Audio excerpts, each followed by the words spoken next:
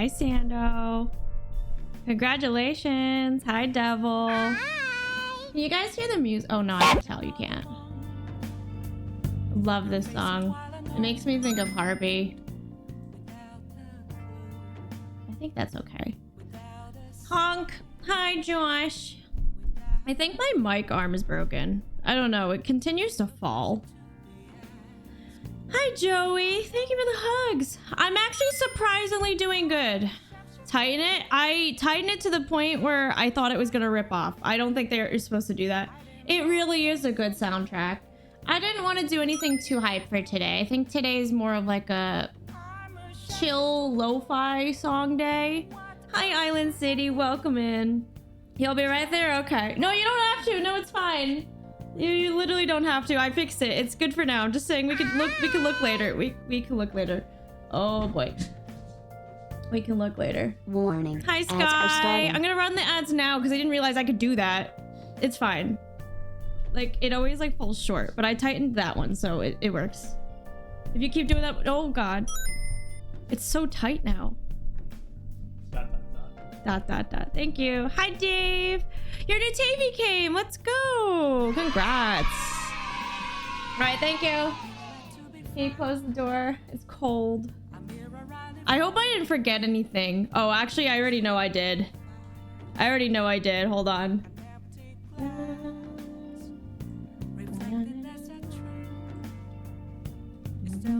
Oh, record!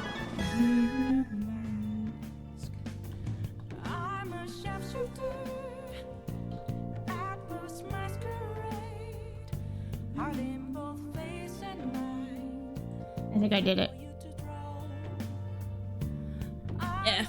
Oh no. It's okay. We're here all night.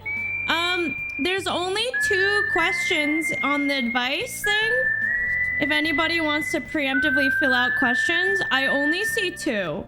Also, to my mods, if you're listening, I can manage it today. It's really, I'm gonna copy and paste it into a bigger screen so I'll be able to vet it while I'm live.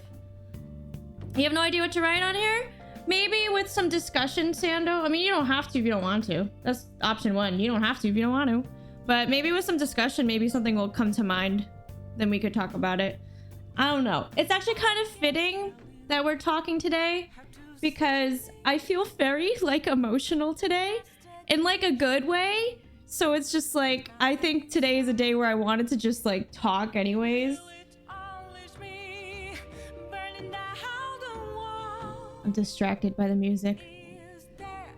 My mental health has been not good with my landlord being a dick to me in the past 2 weeks. Now she's giving you a lease violation for having... Is that even a real thing she could give you a violation for, Fry?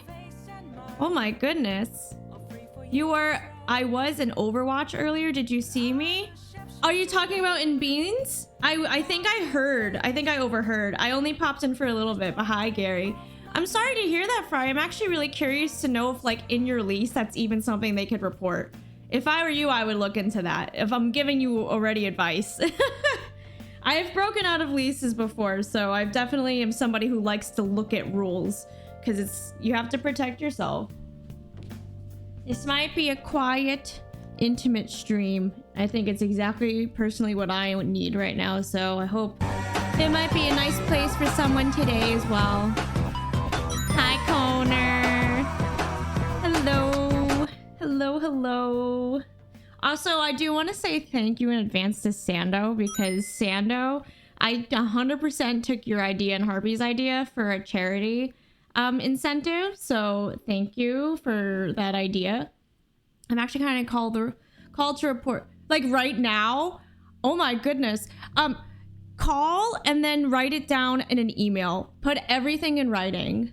That is my advice to anybody, is that if you're gonna get somebody else involved, you have to put things in writing. Ruined. I hope it goes well for you, Fry. I'm so sorry. It'll be okay. You'll be okay. I hope I can, like, give it good advice. Just because I'm doing an advice stream doesn't mean I'll do a good job. Hi, Potato. When are we supposed to start? Oh!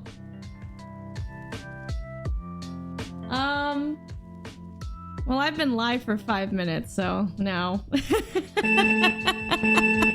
sorry. I'm here. I feel so normal today. Is that something I could say? I feel so normal today. I don't know. Today has been like a really interesting day. I don't know. This is a good it's a good thing we're doing a just chatting stream because I just feel like chilling. We usually never chill, so we're just gonna vibe today. But hi everybody, how was your weekend? It is very comfy. You're just tired of life? I'm so sorry. It gets better. Life is about ups and downs. Sometimes it's like, wow, I really just am really fed up with it. And then some days it's like, it's really nice to experience. But Mondays are lazy days. I'm curious. I don't want people doxing themselves, but is it cold by you guys? Because it is. This morning, it was 20 degrees Fahrenheit. It was so cold. And that's why I'm literally wearing like everything head to toe. I'm so cold. Oh, it kind of sucks. It's cold where you're at too. Oh, Obi, I'm kind of jealous. It's like I appreciate warm weather because we get them in like seasons, but at the same time, I'm like, why do I live here? 20 degrees, yeah. 20 degrees Fahrenheit. I would really like some ups at some point. Yeah, I bet Fry feels that way too. I'm so sorry. Can't be more than 30 F. Oh, for you? I didn't realize that Germany got that cold, honestly. Maybe 35. Oh, I was about to do a conversion. Then I realized that I appreciate that you actually did that for me. So thank you. You're not freezing right now. This is where I try to take my sponsorships really. I try to be picky with them. And this is where I really I want to endorse the Udi a lot because I actually live in my Udis when it's winter and I don't think I wash them until like the end of the season. Oh my goodness. I actually reached out to them. I was like, are you doing any more sponsorships? And they're like, we'll get back to you. And I'm like, I guess that's a no. So maybe one day we can have another sponsorship with them. Smelly Kelly Udi, I love it. It's so comfy. So comfy. Oh my goodness. My cat will not leave my lap. It's like a protest. It's 65. I'm so jealous. 63F and rainy. Is it like humid by you, Devil? Holy cow. But hi everybody. I mean, Sando, to be honest, doesn't that also make you not as cold? That's what one of my friends tells me. Like he can like walk out in like shorts and I'm wearing like, no joke, like 5 layers. It is kind of inconvenient sometimes. Oh, you can't fit in an Udi? Oh, I'm sorry. I didn't know that. Yeah, you're wearing shorts right now? There's a plus, I guess, because it's not fun to be freezing all the time. Hi, Revan. Welcome in. Hope you're doing well. Not right now. It's too cold for humidity. Ah, got you. You live in the basement? See, this...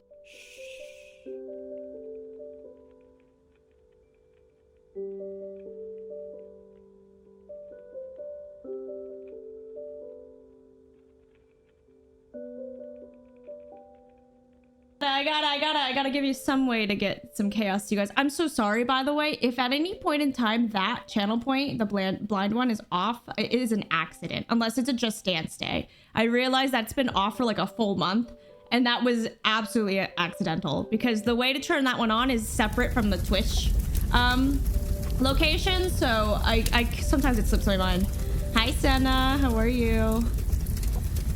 Oh my god. I was telling Revan how you have a benefit of being a Just Dancer if you want, because I almost got the basement for a space, and then Bean's like, oh, she's coming over. Also, sorry, Lee, I can do it live.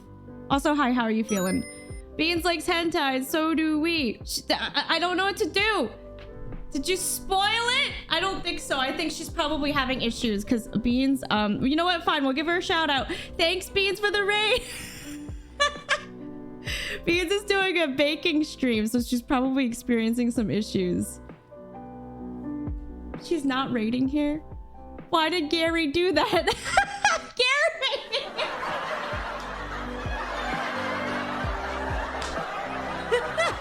No, we're not raiding over here. Oh my goodness. Oh, I'm glad you guys like hentai. I'm glad to hear that.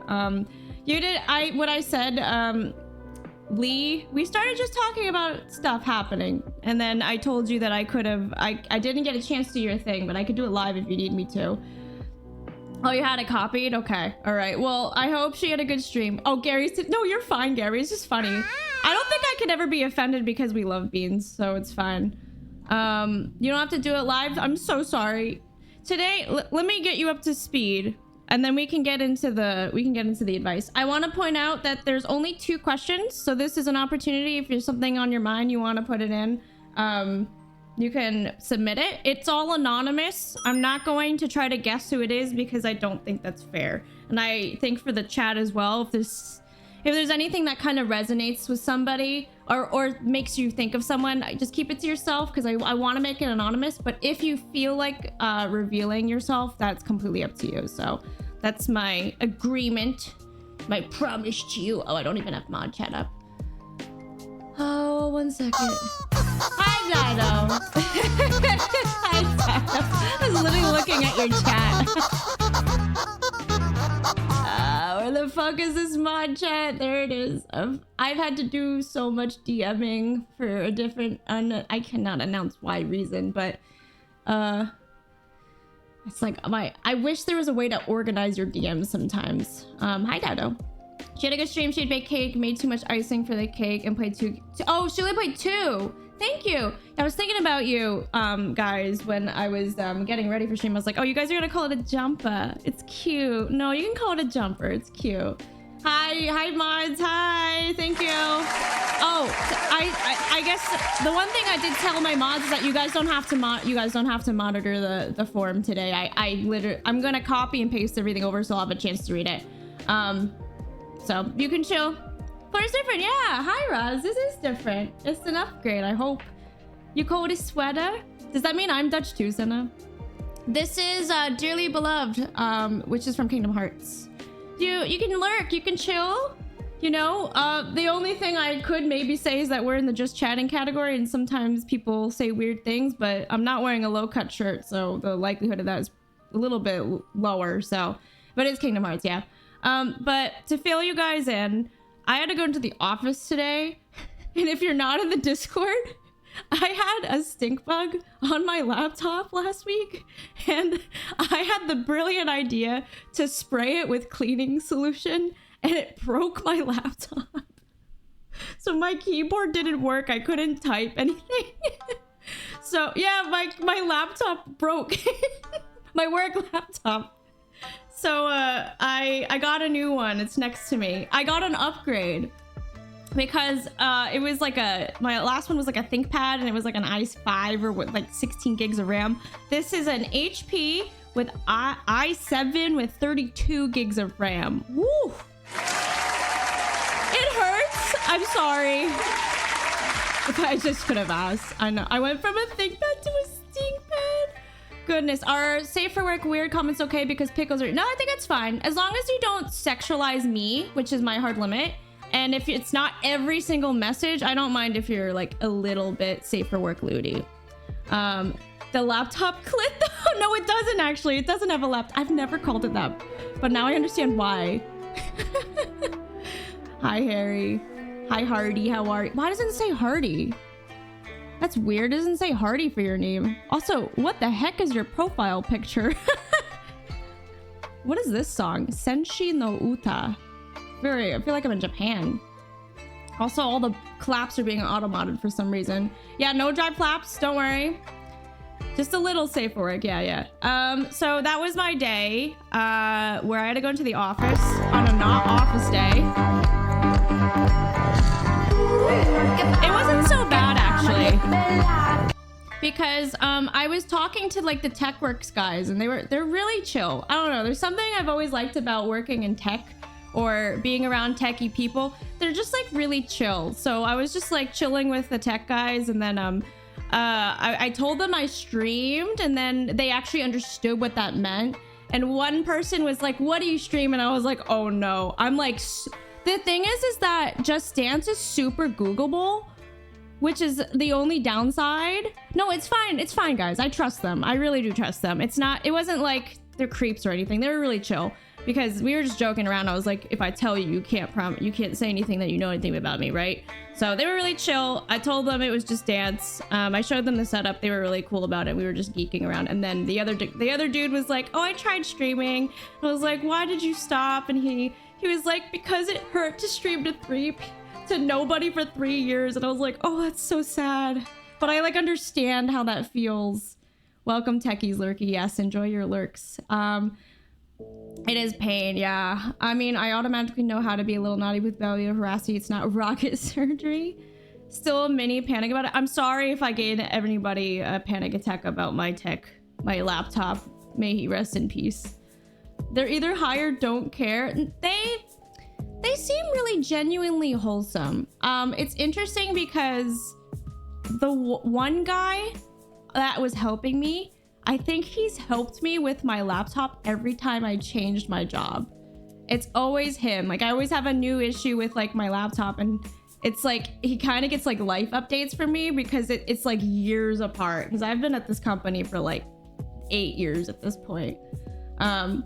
That's why I stopped. I felt lonely. It is a hard truth about streaming, and even as somebody who fortunately can talk to people, which thank you by the way, it still doesn't go away. That feeling never goes away. I always get that anxiety that nobody's gonna show up because I can't force you guys to be here.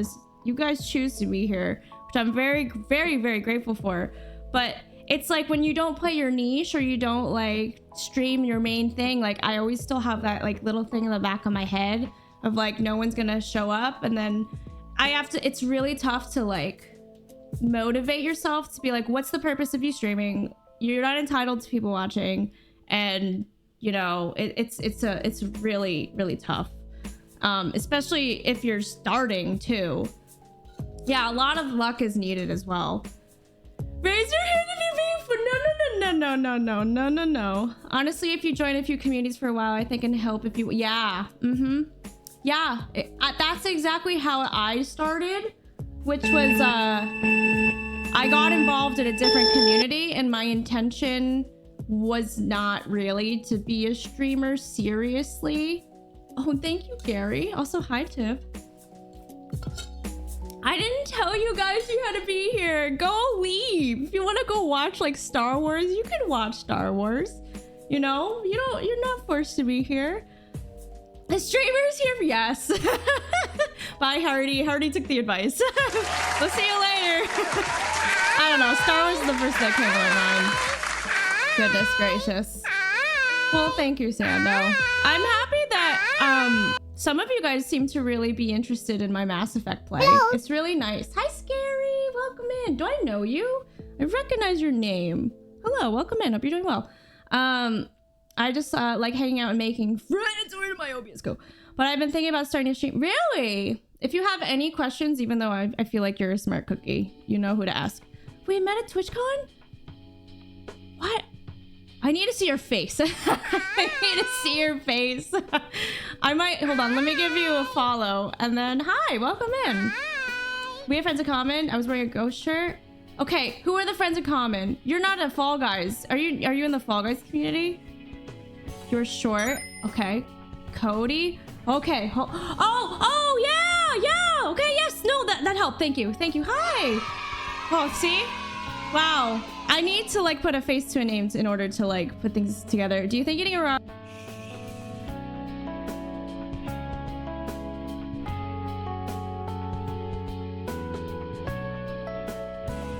Hello. My name is Inigo Montoya. You killed my father. Thanks for stopping by, Sana. Prepare to die. Hope you have a good sleepy. Oh my goodness. Welcome in, Scary. I'm happy to see you here. Welcome. You have me at Mass Effect? I only honestly started the Mass Effect run like quite recently. I'm only here because of surprise. Oh, I have some bad news about that devil. Oh, Allie, Gamer Hills holding me hot. Gamer Hills is not even streaming anymore, Gary. You really wanted to watch Chicago this morning? I actually have no idea what that is, Roz. Do you want to tell me what it is? Thank you, whoever did that for the 100 biddies. You did scare me. It was probably Lee. Lee, I hope you're feeling better, by the way. I really do hope you're feeling better. Oh yeah, yeah, I'm sorry, Gary. Yeah, I honestly don't know how to do any of that blurb stuff, which is sad. She's still gangster, yeah, that's fair. I romance Tali and she's my favorite alongside Garrus. So Mr. Maja started his own play, and he's romancing Tali, so I can see how to romance Tali. Isn't that sweet? Because I finished Mass Effect 1 over this weekend, which was really great. I have like a little thread going on in the Discord if anybody like wants to opt in, and like I'll post updates so that it doesn't get lost within like the whole Discord. And then I started Mass Effect 2, and I think I'm going to romance someone else because I have no connection to Caden. My intention was to romance Tali, and then I realized you had to be male shep, and Josh strongly encouraged me to import my femme shep, so I'm following through with it. So he's romancing Tali so I can see what it's like. So I don't know who I'm gonna romance yet. I'm not that far. I unlocked Jack and the Archangel, which I learned who they were, and I was like, you know, so many options. I'll tell you what, I think I'm gonna rule out the DLC characters because I find them annoying. The two that I've encountered so far, they won't stop fucking talking. You quit after Mass Effect 1? Oh no, Gary, I'm literally feeling the same way. I actually am so frustrated at the ammo cartridges. I feel like I'm reloading every like 3 times that I shoot something. Stick with my character. Read that exchange. Which one? Do you mean the one with me, Gaines? Dido, you sprayed Dido. I don't want to stream together with Gaines. Dido, why do I have a message that's telling me to stream together with Gaines? I don't even know how to do that. I can't read this. Are you something? Are you asking me if I eat eggshells? Kelly, read that exchange. Do you think eating it? I'm confused. It sounds like you're arguing with Dido though. Kasumi's so fun. It's not just you. It's the first thing that I'm very annoyed about is the ammo. Garrus, I'm leaning actually Garrus, believe it or not. I was thinking Jacob, and then I was like, no, it's too easy to romance this guy. Literally, the second conversation I had, I was able to unlock romance options, and they're so dumb. So it's like, I want someone who wants to play a little bit of hard to get, you know? Just a little bit. He's got to check on his comments. Goodness, I thought it was a bodybuilding thing. Wait, hold on, I'm confused. I'm very confused with the exchange with Dido and Gaines right now. Jail Tetris music. Yeah, I felt like, hold on, let me put this on shuffle. I felt like I wasn't into the EDM today because I wanted to do something a bit more chill today to see what the stream takes us. As a reminder, we have this form if anybody wants to fill it. There's only 3 questions, so only 1 more has been added since I started. But I'll open up the dialogue by sharing like what's on my mind. I think that might be a good starting point, and then that might trigger anything in a positive way, by the way, not like bad trigger. Basically, if this is something, what's been on your mind, this is the space to talk about it. If there's anything that you've been thinking of that you want like some advice on, or if you just want to vent, this is the space to do it. I have boundaries that are listed in the advice thing. Pretty much things that like require medical attention. I don't have the professionalism to guide you. So those are my hard limits. They're listed in the form. But I am open to talking about like if people are feeling anxious, or if they're like going through depressive episodes, or if they're depressed. I have experienced depression myself, and I am very anxious. I'm an anxious baby, and I've been to a couple therapists, so I have my own personal experiences I can speak to if people are interested in hearing. Let's share an eggshell at DidoCon. I have no idea what's going on with you guys. You jokingly told Dido I eat eggshells and he believed me. Why wouldn't he believe you though? Dido was just trusting you. But if you are not in the Discord, basically the things that have been on my mind is like job stuff. I've been to a couples therapist and a regular therapist. I've been to both. I actually liked the couples therapist the most. She was my favorite therapist. I don't know if that's because Josh was there with me and it felt like I had more than one person who could relate to, or who can like validate and like hear my thoughts. Because sometimes I think I'm forgetful, and then like when I leave the therapist session, I like don't remember anything. And then like if Josh is there, it's like, you know, I can be reminded. Stealth Man, thank you for the follow. Welcome in. Hi, Water Tanuki. Hope you're doing well. Happy Monday. I gotta read this book. I am very sensitive today. So if I cry, I'm sorry, you know, in a good way. You feel so alone in my relationship. He won't even go to therapy. That's, I think, the hardest part about it is that they kind of need to make that decision themselves. And I also was like that too, to be completely honest. I think during the pandemic was when I experienced a lot of darkness, and Josh has been like a rock. But I think part of the troubles that we went through together as a couple is that I had to make the decision to like finally see a therapist. So I don't know if Josh has any advice on like how to support a partner, because he was playing that role when I needed help. But ultimately it was my decision, and I kept like saying no for like a long time because for whatever reason I was just like, I'm fine. I don't need to talk to anybody. I don't know. It was like a stigma in a little bit. You're in Josh's position as well. I would love to hear from Josh's position. You can't force someone to go to therapy. I'm actually in that boat right now. I have to go back to a therapist, which kind of leads into like what I've been going on behind the scenes. You were distracted in my chat. Hi, Ryan. How you doing? You can't change someone. You can only encourage them when they're willing to change. Yeah.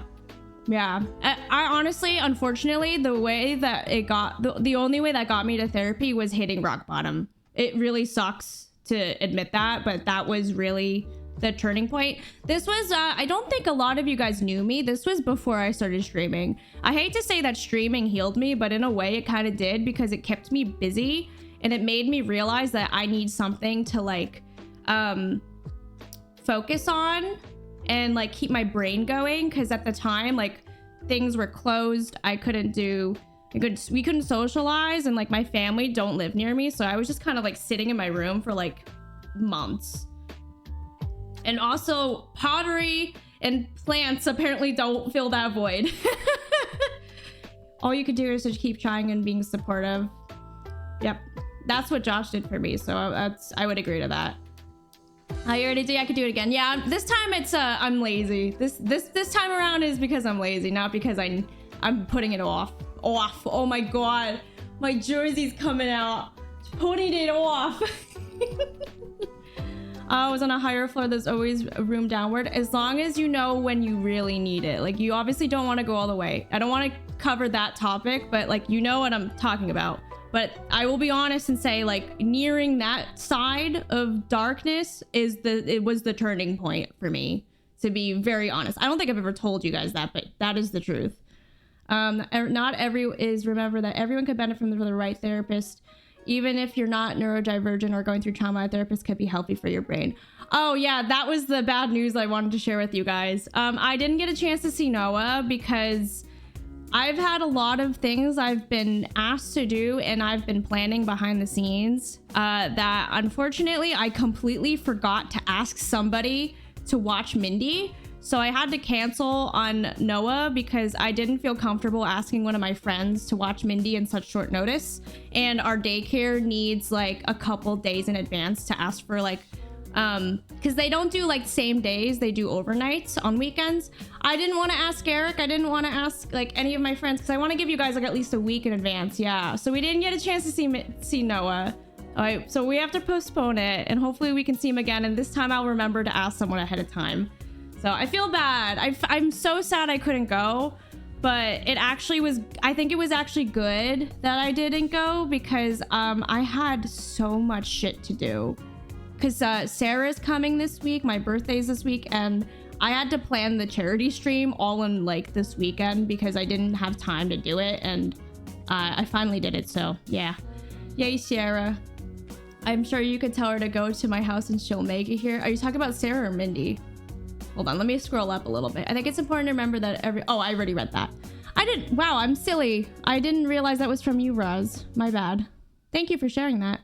Bad time to ask, but who said to stream with me? There's a new feature called stream together, but it's actually just guest star. Gumball! Hi, Daddy Gumball. Your name is Daddy Gumball in my OBS. I gets me every time. Hi, how are you guys? Welcome in. What were you up to? Oh, okay. If you guys don't know, this is my friend Gumble. Gumble actually does a lot of mental health stuff too. So if you want to go check him out, please do. But Gumble in his day job is an animator. So I'm thrilled to hear what you were doing under the art category today because it's so cool to watch you work. You were working on for the next month. Oh my gosh, I'm so excited for you. I hope it was good tonight. Welcome in if you guys are new here. Hi Melee, how are you? I'm Kelly. I'm a variety streamer and just dancer. When I just dance, I wear green. You guys can change the pattern, but today we are actually doing something a little bit different. We're kind of like having an open, like mental healthy type of stream today. So if you guys want to fill out some questions, here's the form. We're just kind of chatting at this moment in time. Wait, I just read one of the last messages. I'm supposed to laugh at these messages, but it's actually a funny one.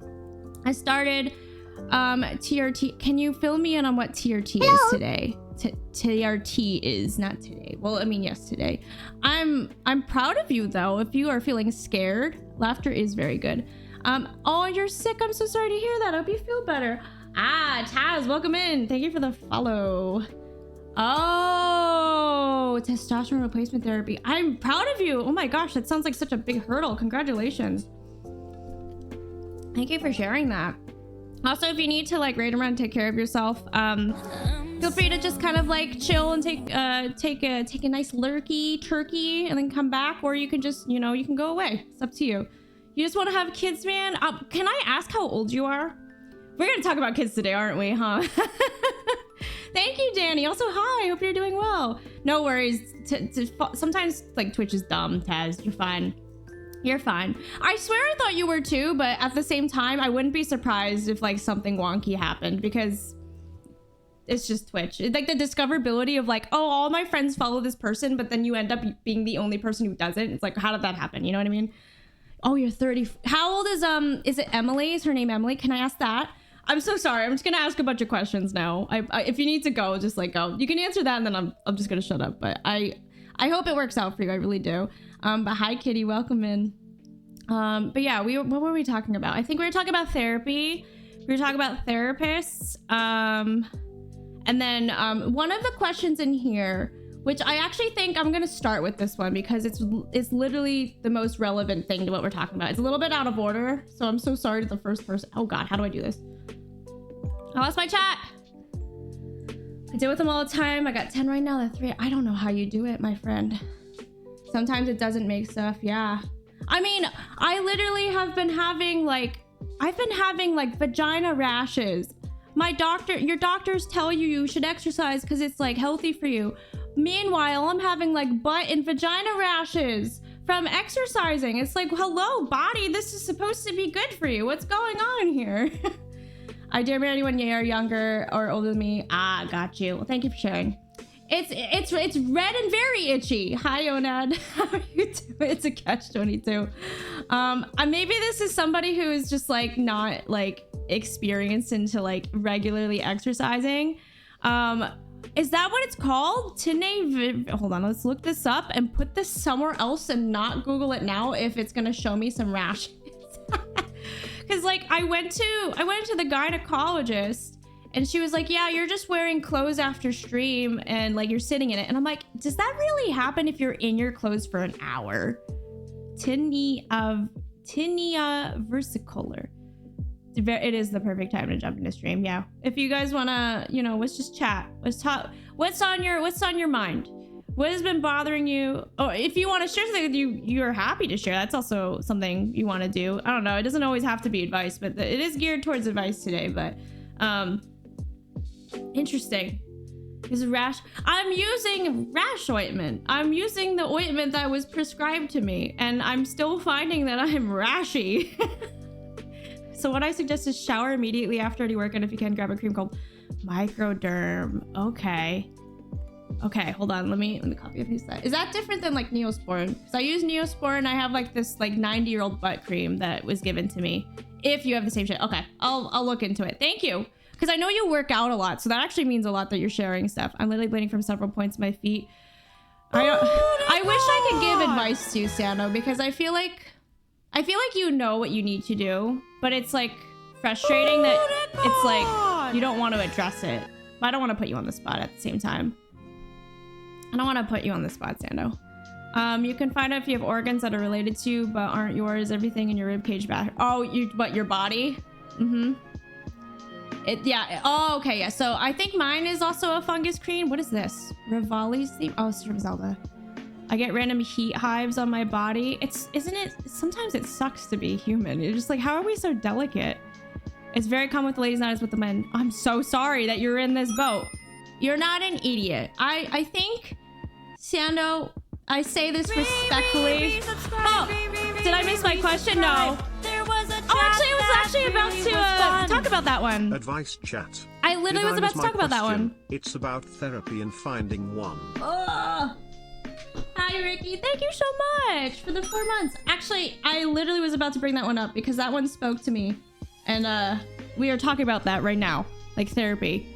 But thank you so much. You didn't have to reveal yourself, but if you wanted to, it's up to you. If you feel comfortable. Don't forget your raffles, everyone.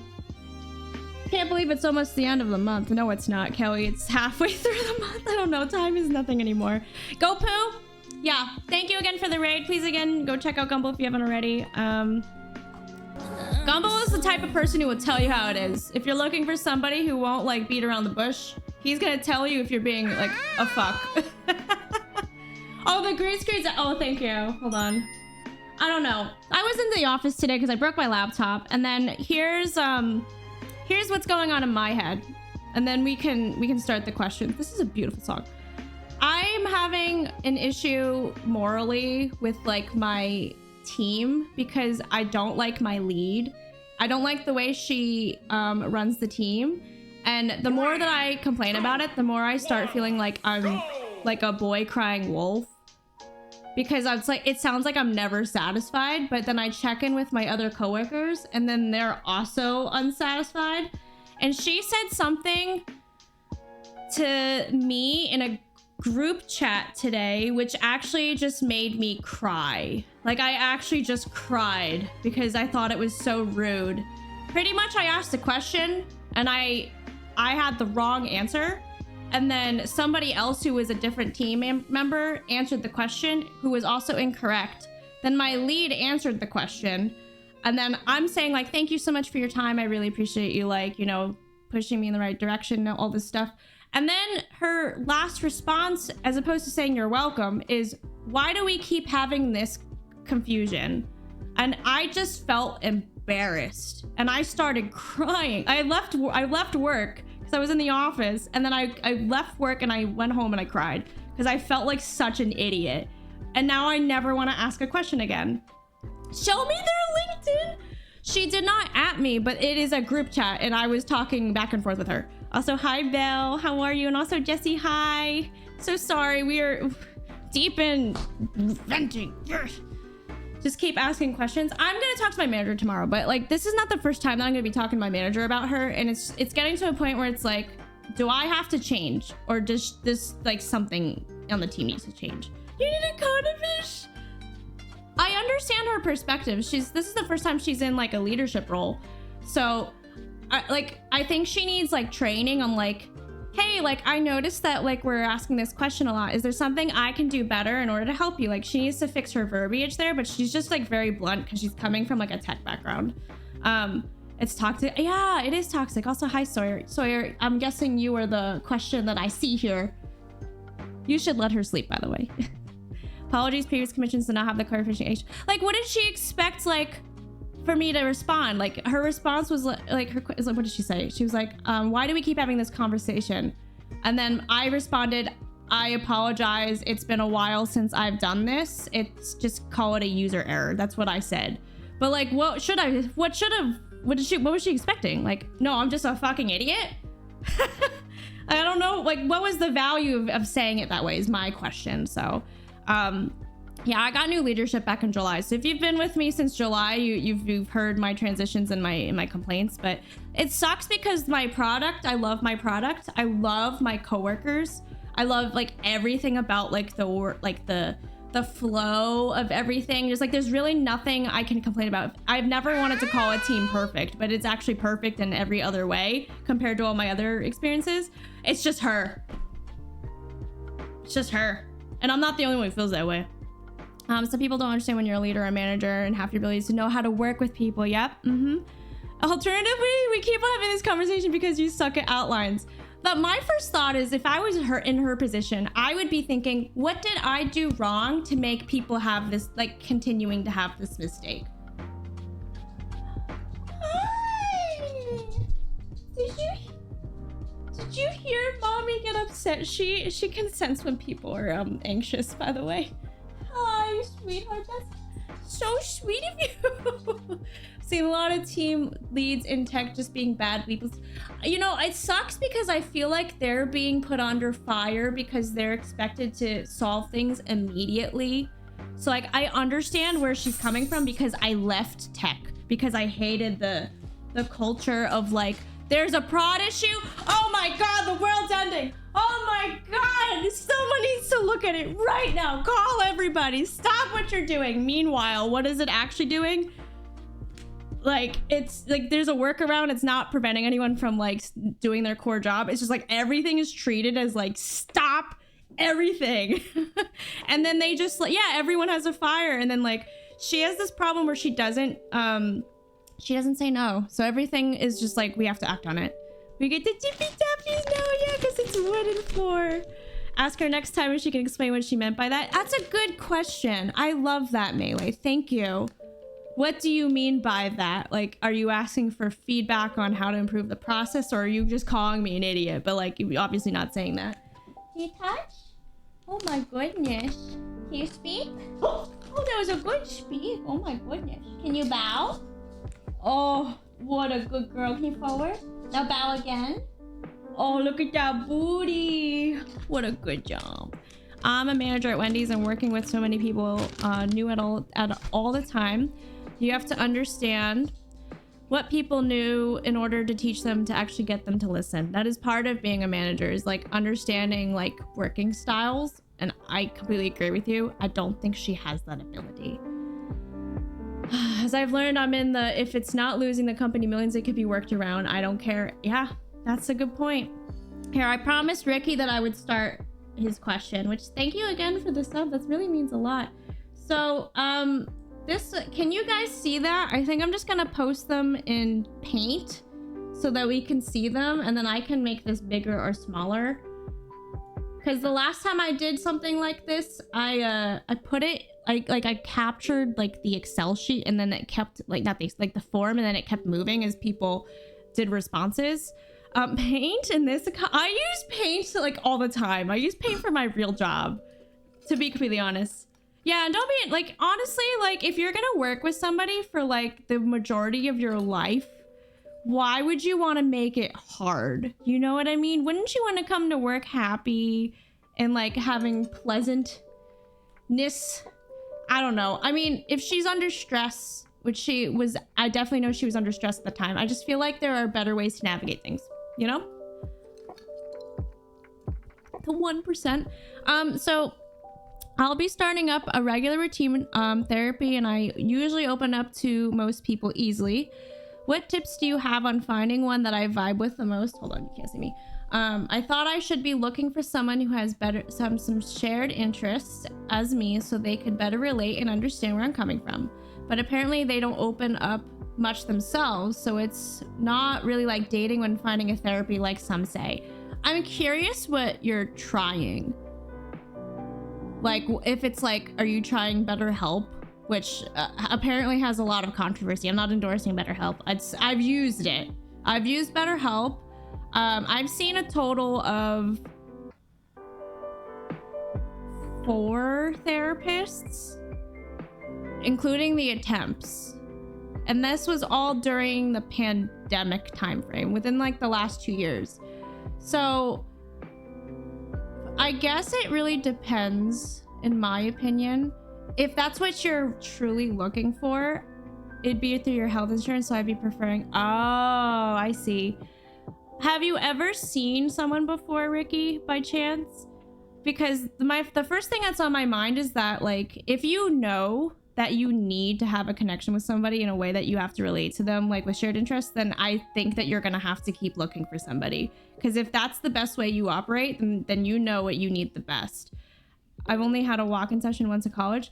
Then maybe I could suggest to consider trying somebody who doesn't have interests, because when I started seeing therapists, I didn't realize that they didn't have to have interests. And then I also didn't realize like what I needed and what I also didn't need until I started seeing somebody. So like from the first person that I saw, like she was pretty great right off the bat. I learned I need structure. I need like assignments, and I need somebody to follow up with those assignments with me. And then I couldn't see her anymore because she couldn't specialize in depression, I think. She was saying like, oh, you're exhibiting like behaviors of depression, so you need to go see somebody who specializes in that. And then the second person I saw, she gave me a huge list to fill out, and then she didn't read a single fucking thing, and that really pissed me off. And that just made me not want to continue seeing her, because it's just a waste of my time to fill out a long, extensive form, and then she like just didn't answer anything about it or ask me questions. So then when it led to my third therapist, who was a couples therapist, I kind of understood at that point how to properly vet people, because then I would start asking and researching like how did they do like their therapy sessions. So she was really great because she gave me homework and she held me accountable, and that's what I learned I needed, but I didn't know that until I started. So I feel like maybe you can try just to get some feedback immediately and then see how you feel and go from there. I think for people, I would want that human interaction of being there. It would help me over a screen. I can understand that. Therapist doesn't know how to handle depression seems wild to me. Well, it's more of probably liability sore. To be more specific that you can relate to, she could not actually professionally help me because of the service that I went through for her. If that gives you enough of a hint, because I know Sawyer. I don't have anxiety or depression, I don't feel, but managing workloads can be a struggle at times, so maybe some degree of mild ADHD, but I do mostly well with the systems I made for myself. I need a million reminders, calendars, planners to do whiteboards. See, well, then that might be something that might be better to focus on when you're looking for someone. I mean, maybe it's a huge plus if they relate to you. Honestly, do many therapists like game? I don't know. I feel like it might be kind of hard to find someone, but if you find someone, then it would be a huge plus.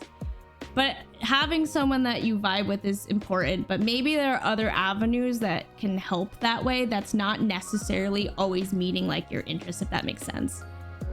You want a therapist you vibe with, but their purpose is mainly about helping you do stuff like organize your brain for life afterwards. Yeah, I can't tell you a single time that I've talked to any of my therapists where we've talked leisurely about stuff that interests me, like that we had passions. It was always about like, what was the trigger that caused you to do the thing, and then it was like behaviors and like activities that can help you get there.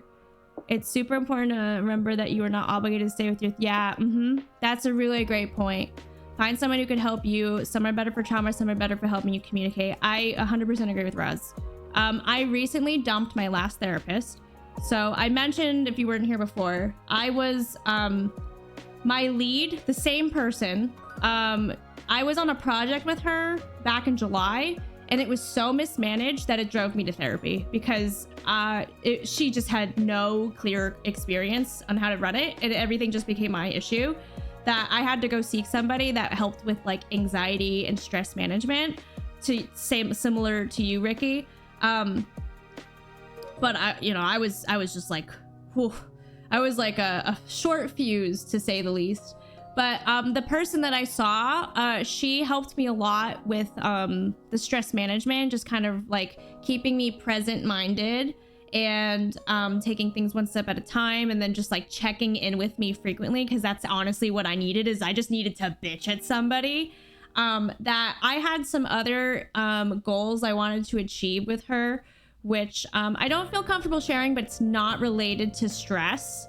So by the time that my stress levels kind of became more stable, when we started the sessions to focus on the other aspects that I wanted to do, were completely unrelated, I realized she was not the resource to do that. Like, I actually, in the middle of the session, said, I cannot continue this because I don't feel comfortable. And then I just dumped her.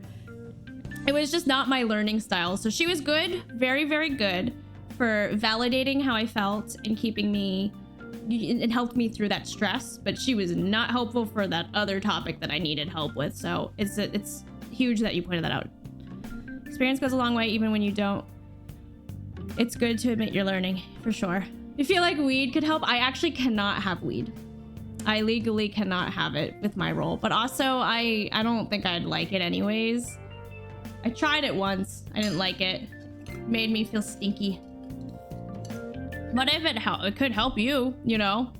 I'm very uptight, so I feel like sometimes I wonder, like, maybe something like that might help me, but, you know, at the same time, I don't think it also helps me, like, Kelly, learn how to manage. Like, it doesn't help the skill. It just, like, just helps in the moment, if that makes sense.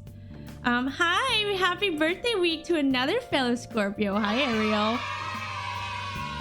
It was terrible for your brother. It's legal in some places here in the US, I believe. Honestly, I've never really ventured into that realm because I've never been able to legally do it. I'm like in a role that, like, if they find out that I do it, I would just get fired. So not worth it to me. But yeah, Ariel, hope you're doing well. I hope that helps. But I think if I could just offer any advice on this, is just, I would just say try.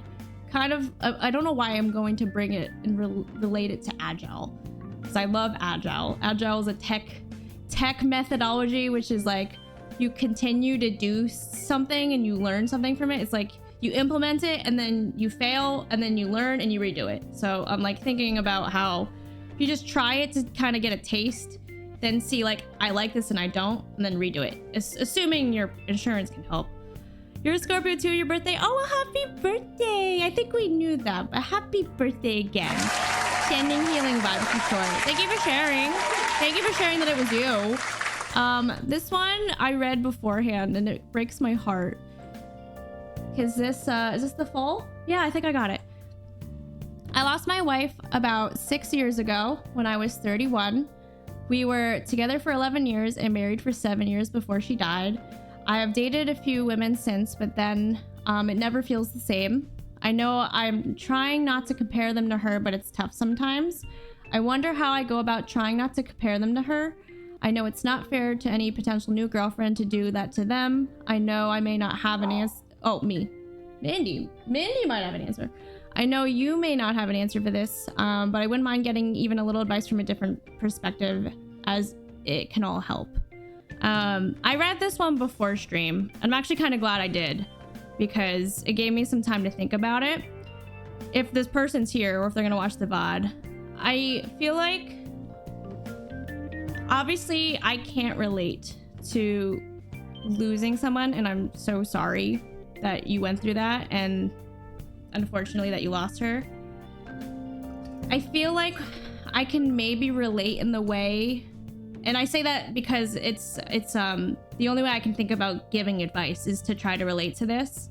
I've never lost anyone very close to me, but I have lost, like, people in a relationship, if that makes sense.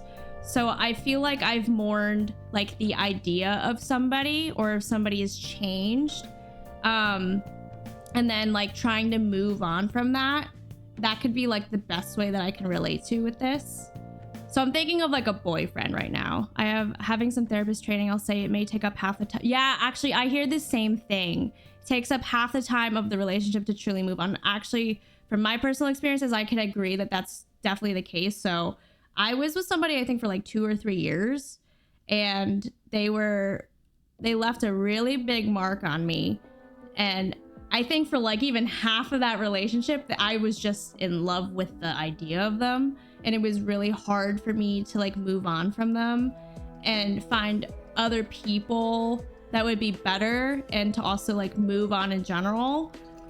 So unfortunately, I feel like the only way to get through this is time. And it's a really shitty answer to somebody who wants like an immediate fix.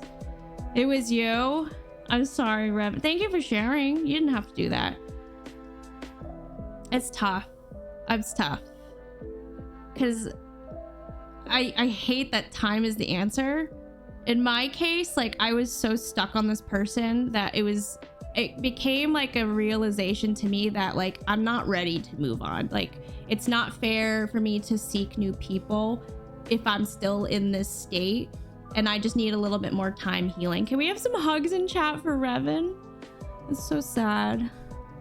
So time might help, and then like maybe try to distract yourself with like a new hobby or something. That was something that my therapist did help me through with, like, as I was dealing with some trauma. It's just like, you gotta try new things, try some hobbies. I know it doesn't help like solve it, but I think time will have to help you. And then hopefully one day you'll meet somebody that will just like be a breath of fresh air. Because in my case, I actually met Josh, and Josh was the person who helped me a little. Like, it's not like he helped me out of it, but it was like I didn't even have to think twice about like the last person, if that made sense. I know it's a bit different in this case, but I'm hoping that maybe with like some time and like a person who is a good fit, it might help you move on. I will say I'm not the same person I was back then. I had a midlife crisis at 31. Can I ask what that is if you feel comfortable sharing, just because I'm curious? Maybe take a page of HK47's playbook. Kill meat bags? I don't even know what that is. I wish I could say more on this, Revan, for you. I feel like time is really the thing that could help you get through this. And friends. A good friends and support system. I mean, they're not there to, you know, be your next partner, but they can help you through it while you need some support from people. Oh, is it? Oh god, I'm sorry. It's on my to-do list to play KOTOR. I didn't realize KOTOR, by the way, is oh shit. The people who made Mass Effect, I didn't realize they also did KOTOR. Is that a true statement? This is from Final Fantasy VII? Court of the Rings, Knights of the Old Republic is a Star Wars game. Hi, Knifey. Hold on, I want to make sure we're not going into ads. Does anyone else have anything to say to this? I feel bad to just say it's time, but it helped. That was the thing that helped me. If I could relate to it and give some perspective from my position, time was the only thing that really helped me. BioWare, old BioWare is the best. Too bad EA bought them. It's getting another remake? Oh, you talk about KOTOR. I feel like I've changed, having to deal with losing someone so close to me that I meant at 20. That is so young. I ended up working out, gaining more confidence, but also suffer more anxiety and stress now. So I'm doing everything alone again. Oh, I wish I could give you a hug. Thank you for sharing, though. It's tough. I can't relate to that at all, but it's tough. It's really tough. You're doing something that not a lot of people have done before. And you should be very proud of yourself too, by the way. Like, it's scary. I would imagine it's scary. But you're also, like, doing a really big thing. You should be very proud of yourself. You misspelled. Yeah. I hope that helps. I can't think of anything else. Time. I got into hobbies. Also changing your perspective, like trying to change your surroundings could help. I think I went traveling during the time frame of this person that I'm thinking of. I went to a completely different area, like out of the country, and that kind of refreshed like everything to me of just like, this is how other people live, and kind of gives you like a lot of like, what do I want to do with my life kind of feelings. So that could also be something that could be refreshing for you as well. It inspires me. There are people in my life that I can't imagine existing without, but then I see other people doing it, so I know I'll be able to. That's a really great point, Knifey. I will say I don't mind being single, and it did help. I'm always open to hear other opinions on it. Yeah, if you guys want to share stuff too. I love what you said, Knifey. It is really inspiring. Because it's a scary thing to think about, but it's also a very real thing to think about. At the end of the day, Haley's right. Time and distractions are the thing that can assist in healing. It's interesting.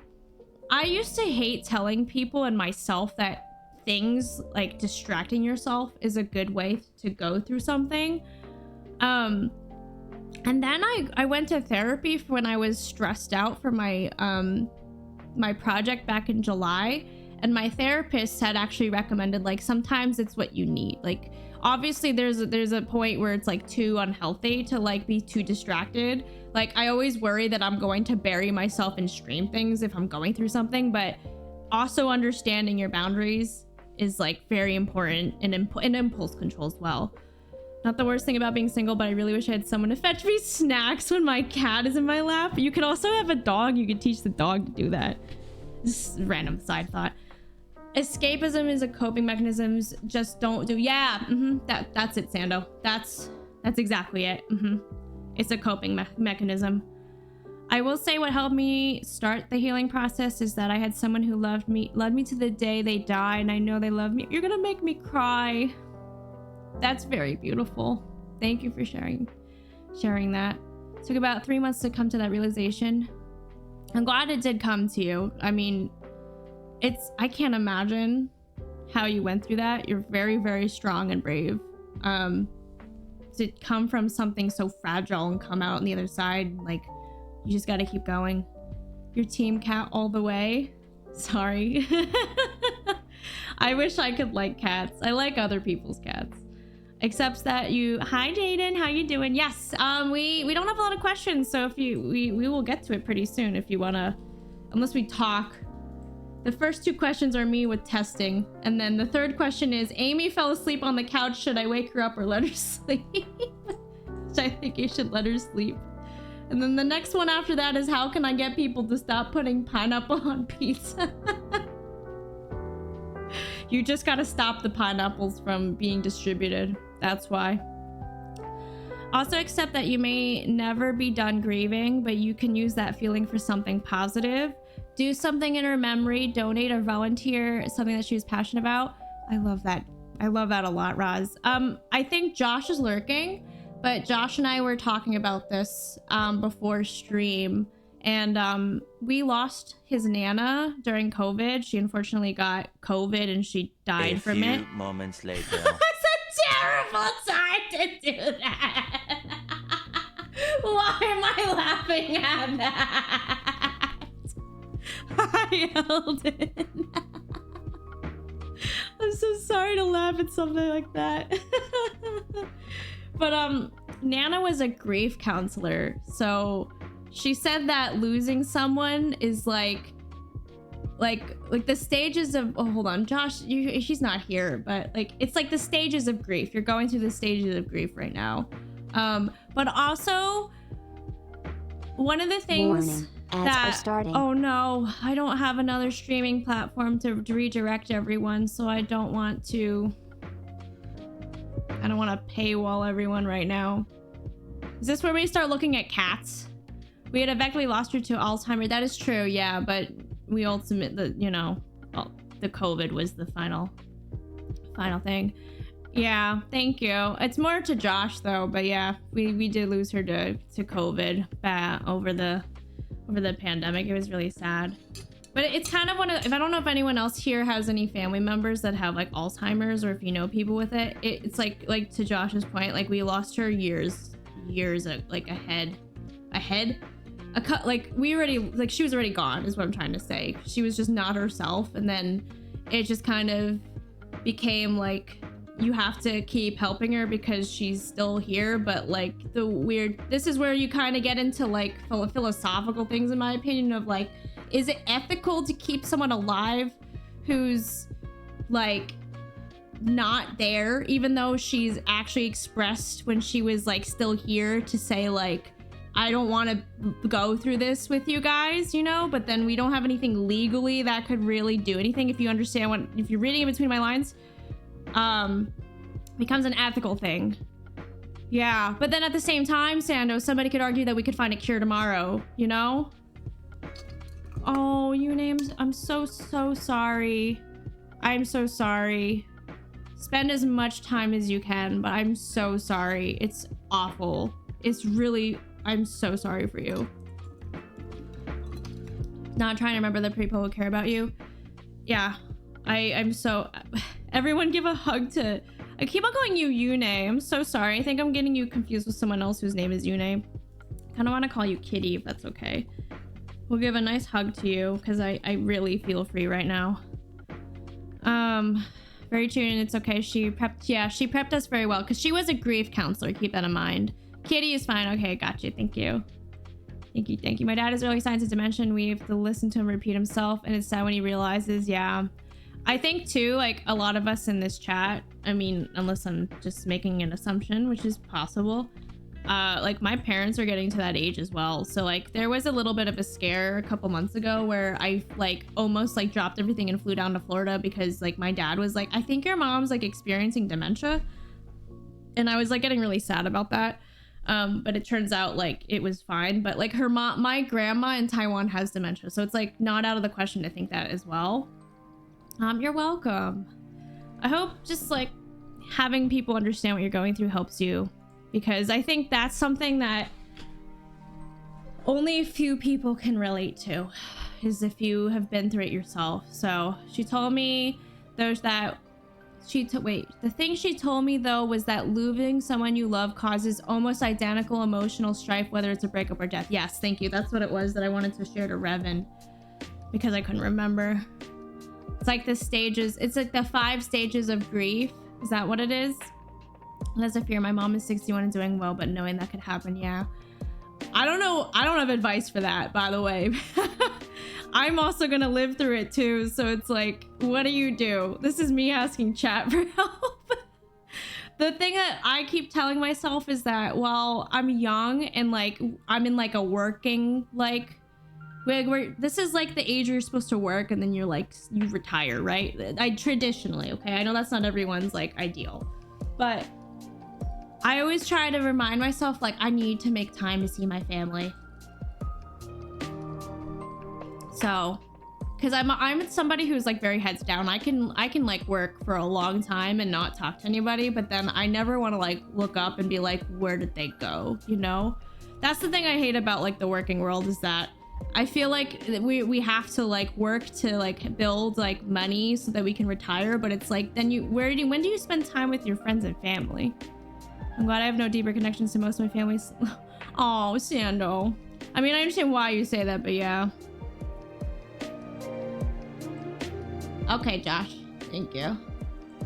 Bye, Joey. Bye, Joey. Yeah.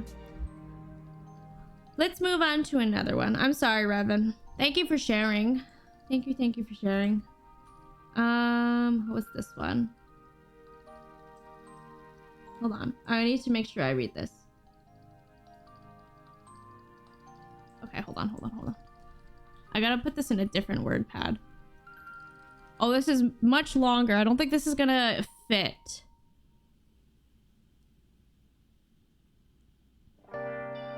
Hold on, let me read this because I want to break it up.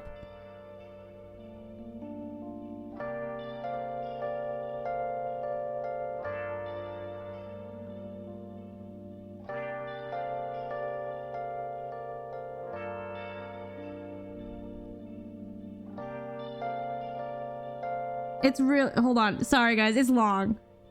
Where have you been? Been searching all along. Confessing while alone. I would love to know who this is. Don't tell me who it is. Just because I want to make sure I address everything in here, but I don't want to overlook it. So it's like, the real question to be asked. You're welcome, Revan. I hope it gets easier. Yeah. Oh, we're at the beginning of the... No, are we at the beginning of the playlist?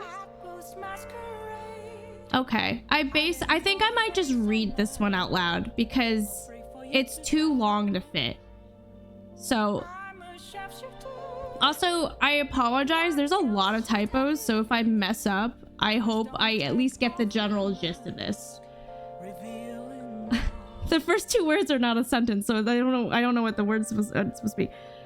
I am a man, or I man of 9 years and 7 kids. maybe you have a man of 9 kids. I'm guessing you're married to somebody for 9 years and you have 7 kids. And he doesn't communicate with me at all, but he's been keeping secrets. Secret friendships with females. He takes up for them and bashes me to them. I've tried to do everything he's asked. I don't go to sleep most days because he said I can't sleep when I have kids. But he can because he works. I'm so tired. He said he won't marry. Oh, you're not married. He said he won't marry me, but he ain't clear as if we're broken up because he won't tell me to leave. I feel trapped but in love, but I don't know how to move on because if I breathe wrong, he will get mad. I'm so tired with 7 kids. I barely keep sane.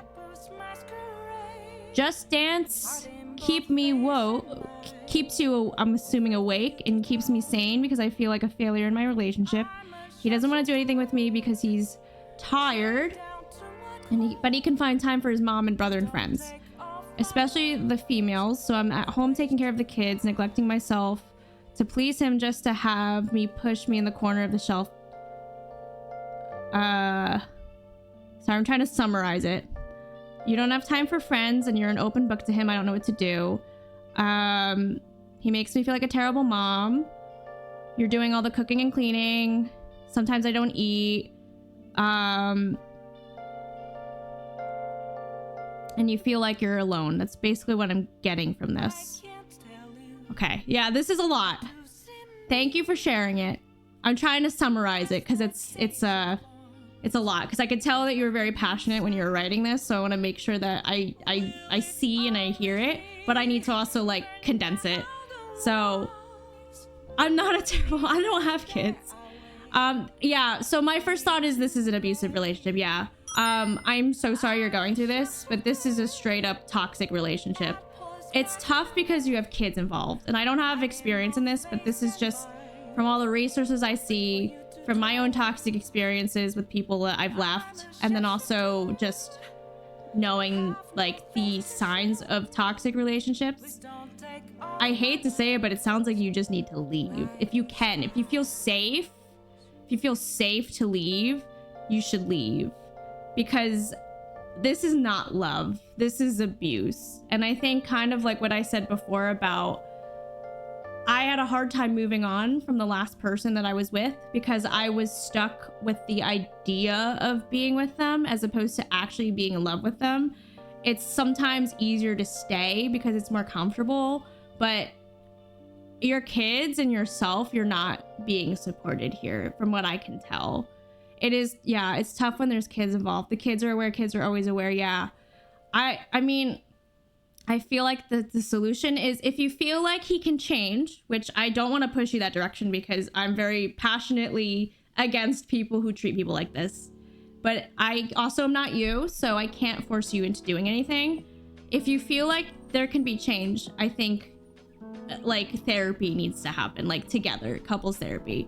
And if he won't go, then that's a sign that he doesn't want to prioritize the relationship or the family. And then if you don't think that's the route that you should go, it should be if you feel safe, you should get out of it. It sucks because there's a lot of history here and there's children involved. But like there's parts in here where you're saying that like you're doing a lot of the grunt work, which is not fair, honestly. There's, even if he's working, we all work. Everyone's working. That doesn't mean it's an excuse that like they can go do something and you can't. It's very misogynistic too, in a way, because it's sexist. Maybe is that the word I'm looking for? Because he's just forcing you to do all the chores and all the taking care of yourself because you don't have time for your friends. You say that you're very lonely, and also like you can't like get your hair done. Like you can't like have some me time. It doesn't sound very healthy. I'm so sorry. Do not be in a relationship where the end goal is to change a person. Yeah, that's why I'm very hesitant to say like if you want to go to therapy, but it's like it's from all this, it sounds like that's not the solution. Staying with a person for the sake of children never works out. In fact, it makes it worse. As a child of divorce, it became way easier after they broke up. I'm really happy you said that. I don't know if anybody else has any. Thank you, Alden. If you have and anybody wants to share their perspective. I am not a child of divorce. However, my parents did get divorced, but then they remarried because they did it for me. You are more worth than this treatment. Absolutely. Absolutely. I hope that this is a call for you to like do something. The thing that I feel like nervous about is if you feel safe though, because I hope that there are not other aspects of this relationship that you didn't share in here, which at that point I really don't feel comfortable going into it, because that really needs to get like authorities and like professionals to help. But I can also sense that's not out of the question, if people understand what I'm trying to allude here. As a child of divorce here, I'm very thankful for that. It would have been awful growing up in a home with them together. If you need any help, you can whisper me, because you are QPR certified. I can help with anything, question, persuade, and refer certified. Thank you for sharing that. If anybody feels comfortable going to Eldon, you are more than welcome to do that. And thank you, Jessica Kai, for sharing that too. It led to your mom's death. Definitely not a fan. For some it's great, for some it's awful. I feel like though at the same, I'm sorry, first of all. I feel like it's one of those things where even if you're gonna hear people's perspectives, it shouldn't stop you from trying if that is the best decision for you. You know what I mean? I think it might be something that you should consider, just because there's a lot of warning signs. But this is all you've shared, so I don't want to give like 100% definite, but there's a lot here that make me feel like I want to give advice for you to leave. But without all the context, I don't know. But I wouldn't want to feel like, if somebody says that divorce like made it worse for them, I wouldn't like not do it if you are scared of that, but you think that could be a good way for you to like feel safer for yourself and like the kids. My mom went through a very abusive relationship with my father. It took something... You're gonna write yours? Okay. It took something drastic for her to leave him, as she felt trapped too. I need to hold on. Can we like all have like a breathing exercise? I was not expecting. I feel very upset for you. I feel really, really like upset for you, because it's just like, I'm so sorry that you are alone in this. I hope like if there's like a family member you can tell that you could trust, like maybe try confiding in them just to like get that out there and somebody understands what you're going through.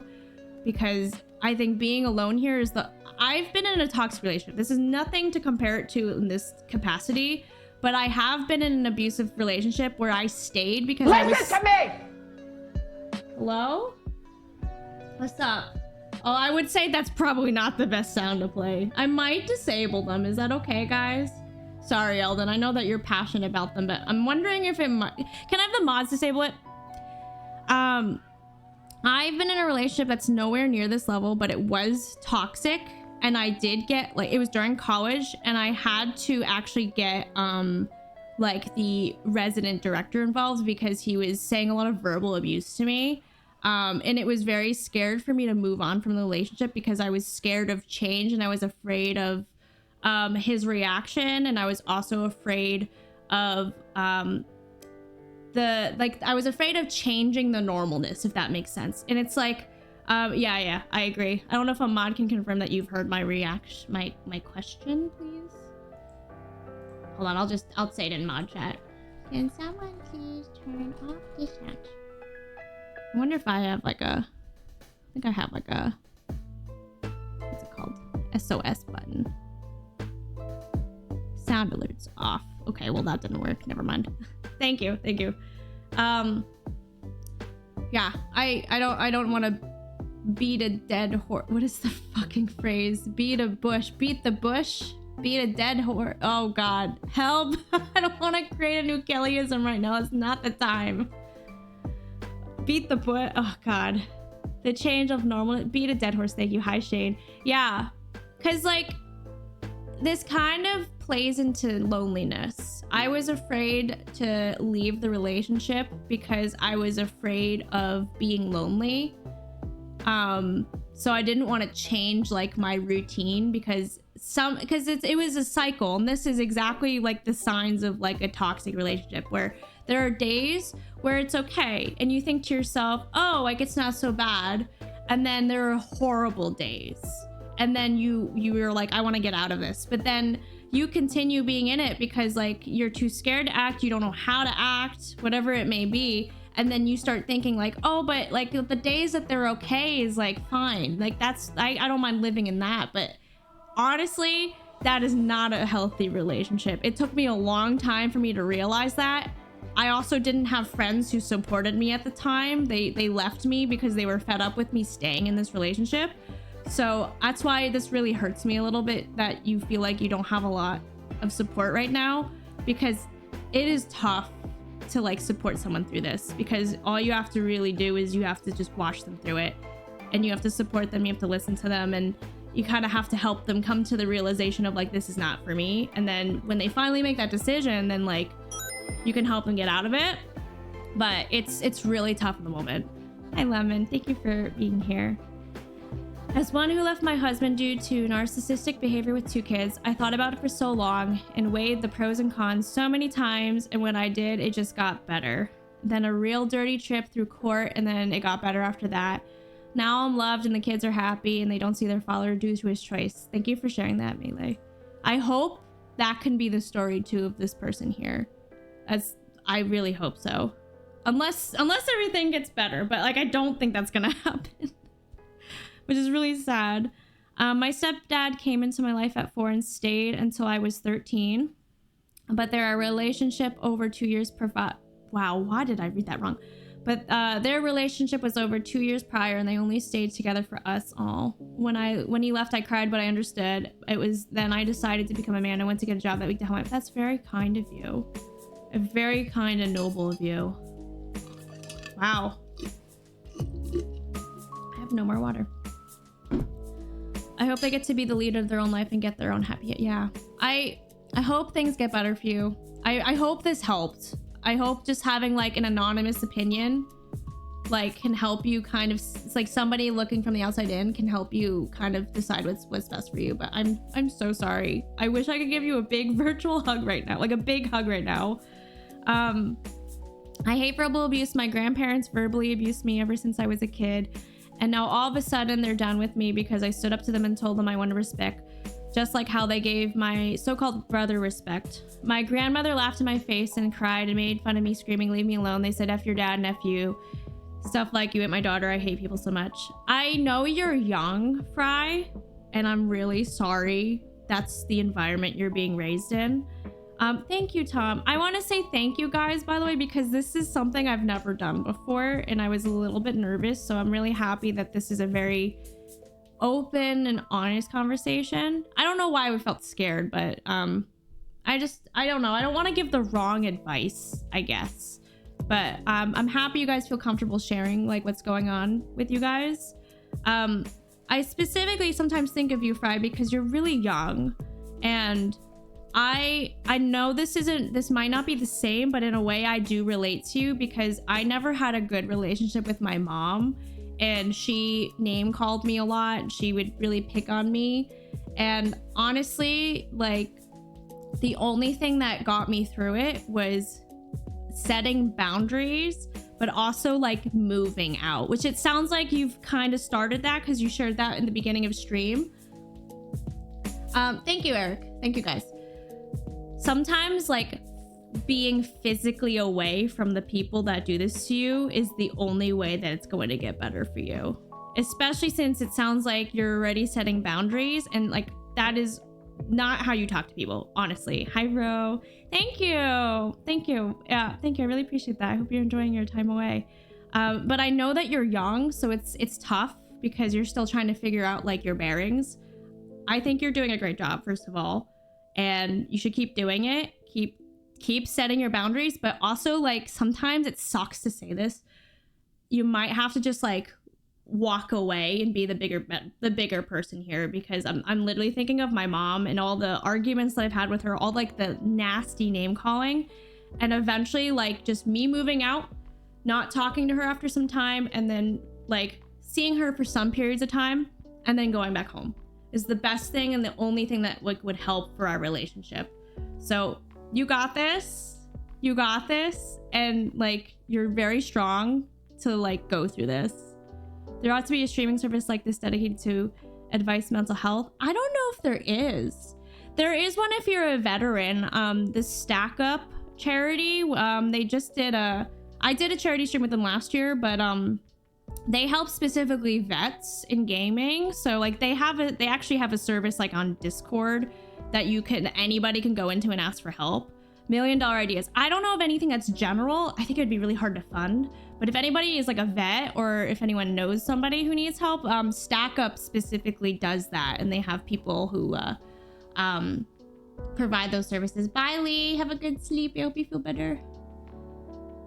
I will say your children will be there for you too. I'm so close to my mom, and I never blamed her for her failed marriages. I understood that she sacrificed for me and my brothers to give her the best life that she could. I want to say something, but the wording is bad. I need Chad's help to help word this, like, put together this thought. It's something along the lines of like, just because they're your family doesn't mean like you have to like, you're not obligated to like have to get along or love them, if that makes, or maybe love them could be still relevant. Do you guys see what I'm trying to say here? Like, my relationship with my mom is never going to get to a point where I see other people who can like go and like go shopping with their mom and they're like their best friends. That's never going to be something that I will have. And maybe that's the same here for Fi. So not fitting. Hi, Dave. It's a nice palate cleanser. Thank you so much. No, you're fine. You're fine. We have to have a little bit of chaos. Yeah, you broke the tension a little bit. I don't have any more sub things. I forgot to make them. So I have to make one for you, Dave. Thank you so much. I hope you're doing well. What is this song? I'll write it down so I know not to forget. Thank you. Yeah, you can't choose your family. Your friends are your chosen family. Sometimes blood is not thicker than water. And then Revan said it. You have to love your family, but you don't have to like them. Is it tough love you're giving or receiving it? It was more of just like, you don't have to like them. Like you're forced to be with them, but they don't have to. And then like similar to what Melee said is your friends you're your chosen family. Hold on. I try to walk away from people who hurt me, but they keep coming back around and trying to hurt me more. I just don't want to be there oh, I'm sorry, Fry. What do you mean that they keep coming back though? Have you tried blocking them? Are they physically like coming back? Every time I try to enter who they say, you always say you're done with a conversation you played. I might just have to suggest you might just have to block them. Because inviting that open conversation gives them an opportunity to continue to hurt you. The blood of the covenant is thicker than water of the womb is the whole saying. As an adult, you can choose who you want to talk to, especially your family, your friends, or your family. You get to choose. Yeah, and I think in this scenario, I'm sorry to say this, but like, it honestly just might be like cutting all ties. And I think that's a really tough thing to do. Like, because it takes a lot of what's the word? It's a lot of discipline to go through that, because it's very tempting to just like wonder like, what is this person gonna say after this amount of time? But at the end of the day, like, you need to take care of yourself. And if they're gonna continue to hurt you, you need to set boundaries. This is you to everyone. I don't want to put someone on the spotlight, but like, to me, if someone's going to continuously hurt you, despite all the boundaries that you're setting, regardless of whether they're your friend or your family or your coworker or your boss, you just need to cut them out. Because it's not worth going through that.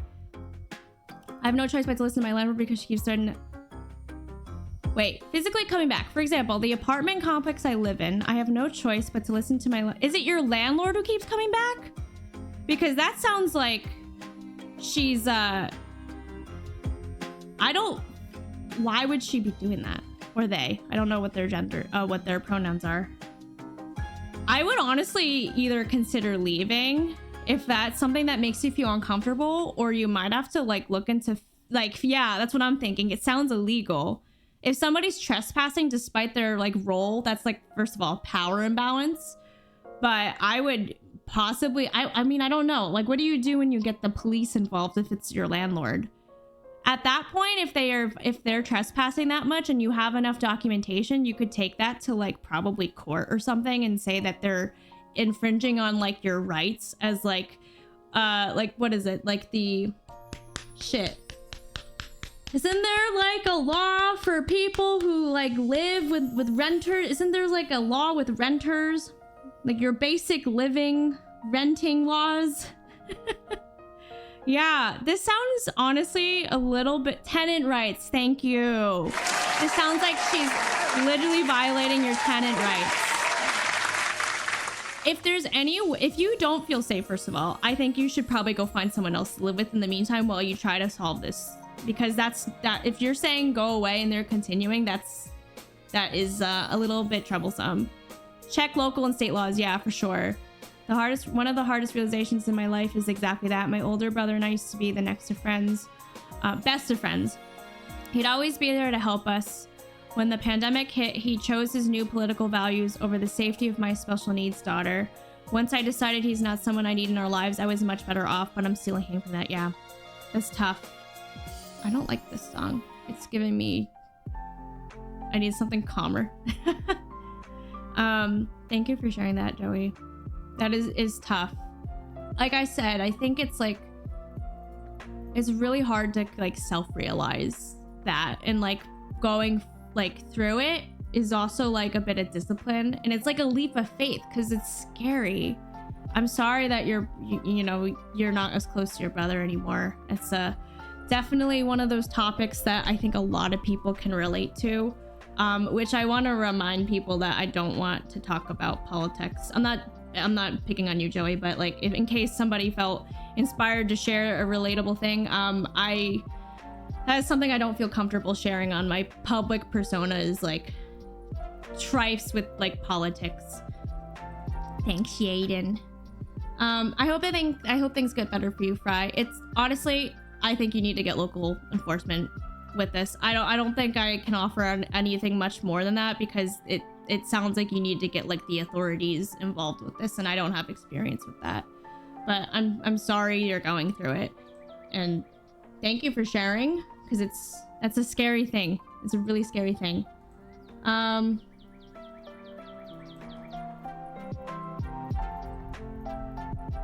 Hold on. The next question I can't share because it has trigger words, and that is against my boundaries. But I can at least kind of maybe address the second portion of it.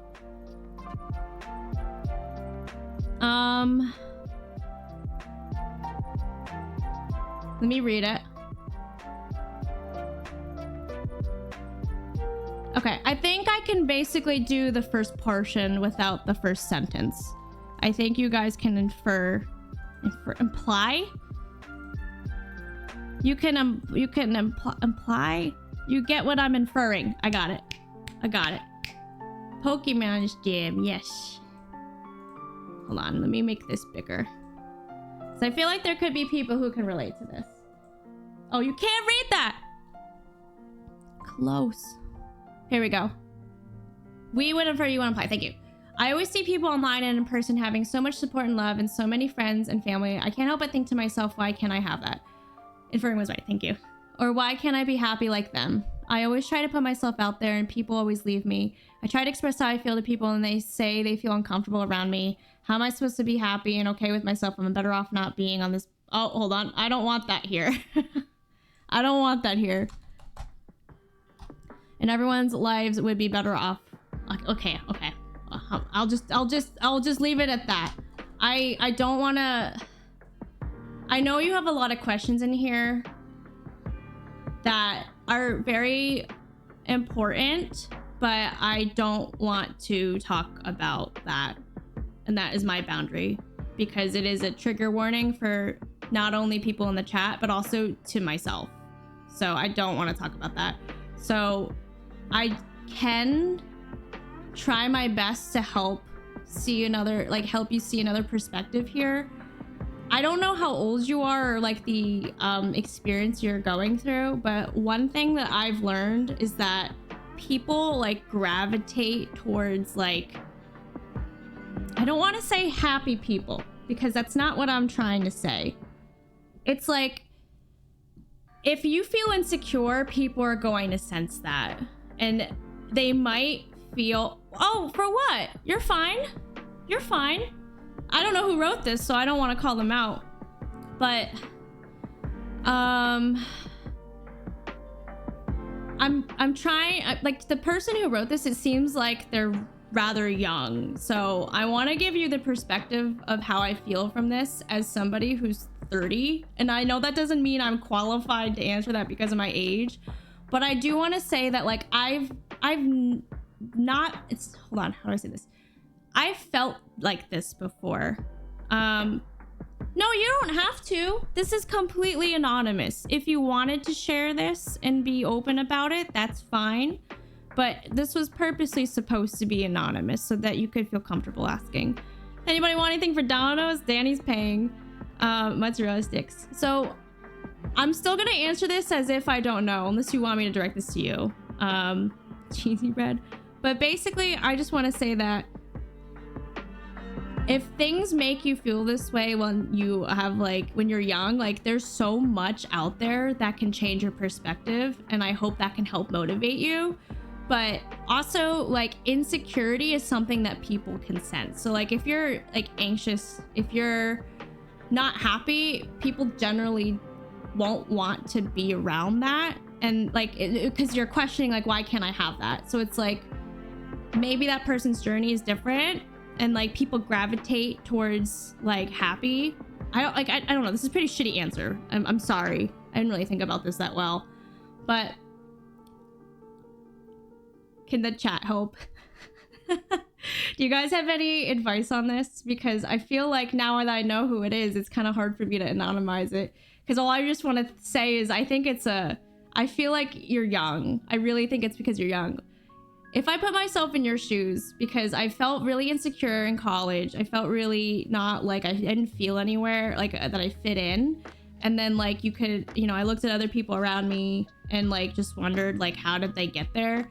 It honestly, going through experiences helped me grow and mature and, like, see and realize, like, my path is different from someone else, and I need to find what makes me happy in order to, like, you know, have a similar experience. From the perspective of someone who's crippling introverted, there will be people who you want to have in your lives, and unfortunately it can take you a long time to find those people. I know that Dave has a phrase I want to get right. Can you remember? Why does your head hurt? I know. I think Roz does have a good point. Sometimes a lot of it is luck. Like, finding support systems, finding friends and the right people that you vibe with and, like, who will support you. Sometimes it's a little bit of luck, but it's also, like, your surroundings, right? So, like, if you're, like, probably, wow, I was about to say you are who you eat, and I'm like, that's not what I wanted to say. It was something along the lines of, like, if you surround yourself with people who are shitty, you're probably not gonna, it's not a good support system, and you have to, like, actively find, like, better people. This is a shitty explanation. I'm sorry. A lot has happened. Oh, we're not eating it. We're not eating it. No, we're fine. I will say it does get better. Life has so much to offer you. You can meet so many great people. Becoming you is a journey. Once you discover it, it will let you open up and accept for who you are. I completely agree with Revan. I feel like as a young woman, when I felt this way, I could not have believed Revan until I actually accepted, like, change, and then everything got better, and I promise it did. We eat friends. Friends are fish are friends, not food. Yeah. That part of The Last of Us. I don't know. Also, I will say, what you see online is also not a representation of reality.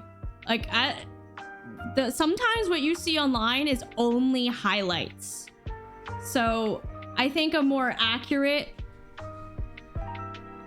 representation of someone's life is to, like, actually see them in person and spend time with them, because like, people go through ups and downs all the time. But, like, don't assume that what you see online, it means that they're always happy You know, you don't know what they're going through either, because they're only choosing to share little bits of their life as well.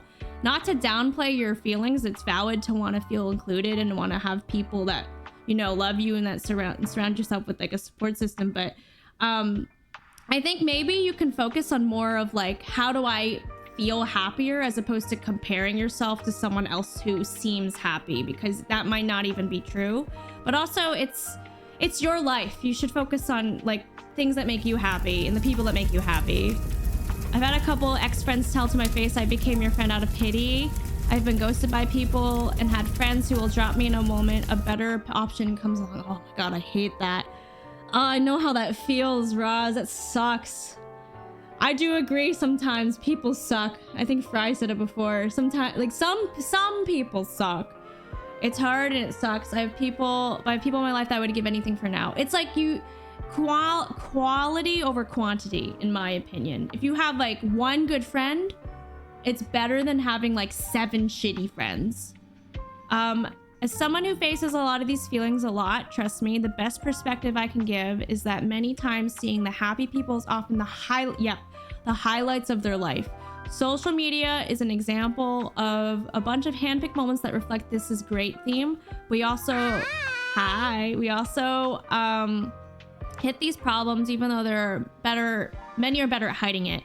As someone who compares themselves a lot to others, the most important advice I can give is to find your hobbies, your interests, and your goals. And yes, I completely agree with Ryan.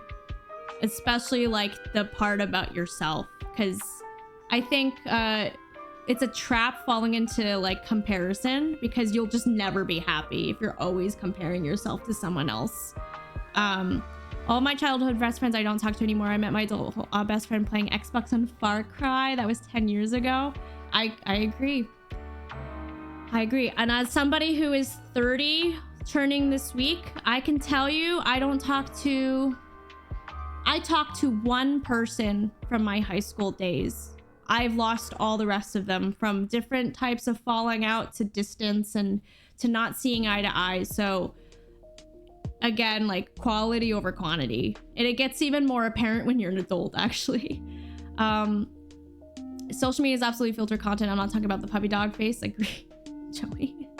You are necessary, you are important, and you are loved. Do not do anything today that would prevent you from being here tomorrow. I love that. It's from Dave. People do in fact suck. Quality over quantity. Hi, Envoy. How are you? I agree. Finding your balance will bring a piece of self, and eventually the pieces will start to come together. Keep trying, breathing through difficult times. Focus on good ones, even if it's small. Holding on to the light is better than wandering in the dark. I hope this helped. I love that, Ryan. Thank you for sharing. Yeah, you're also, who else is here? Down to one high school friend. Sometimes real life really just filters out a lot of them. One more than me. Oh. I have a couple friends, but the one person I say is my best friend is a woman I met at work a couple years ago. She's got my back no matter what. It just sucks that Mrs. doesn't like the fact. I'm sorry, Devil. That sucks. That's just something that she's got to get over, you know? Yeah. I mean, you're still with her, right? What's the problem? I don't know.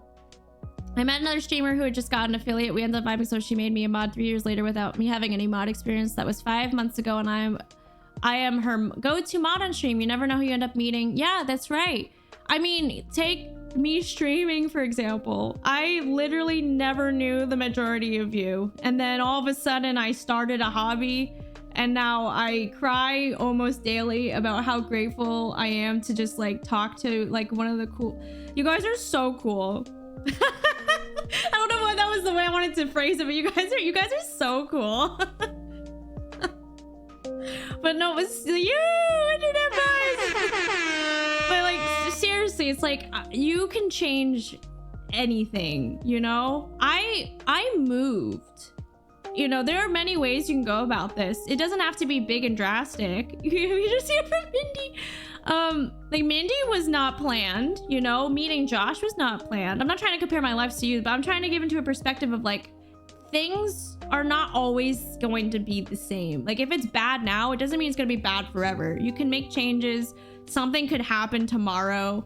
I lived in Jersey. I grew up in Jersey, and then I had an opportunity literally out of the blue that was like, hey, your dad got a job in a different state, and we're gonna move up there. So you either need to live with your grandma or you need to move up with us. And I was like, I don't like any of these people that I'm with. I don't feel like myself. I kind of want a new fresh start. And then I moved, and it was one of the best decisions of my life.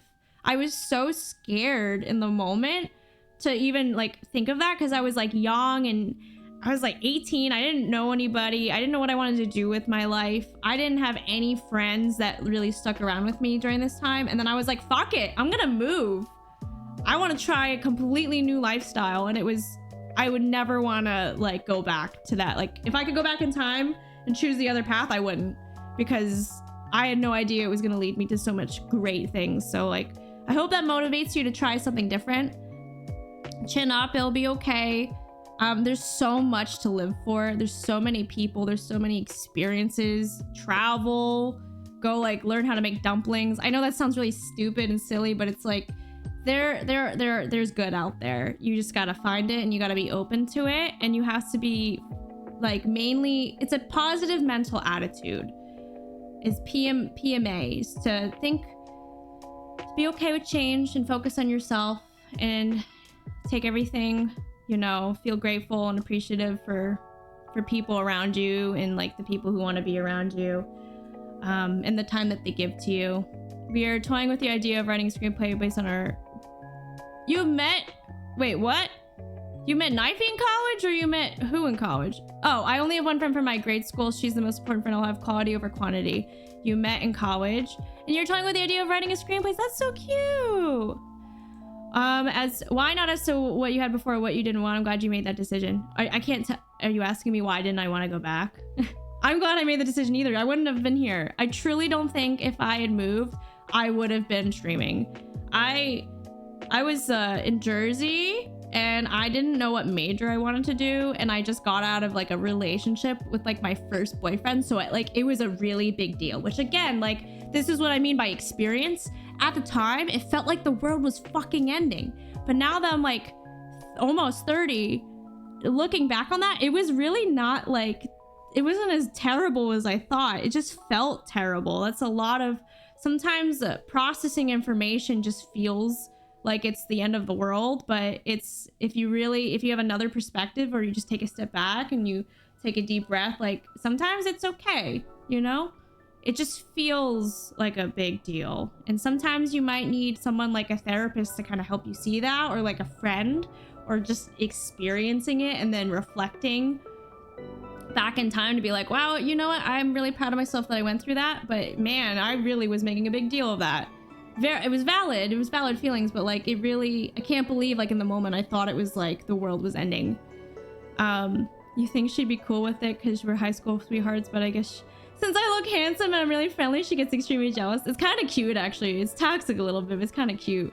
Because I saw that selfie of you. You're really young looking, but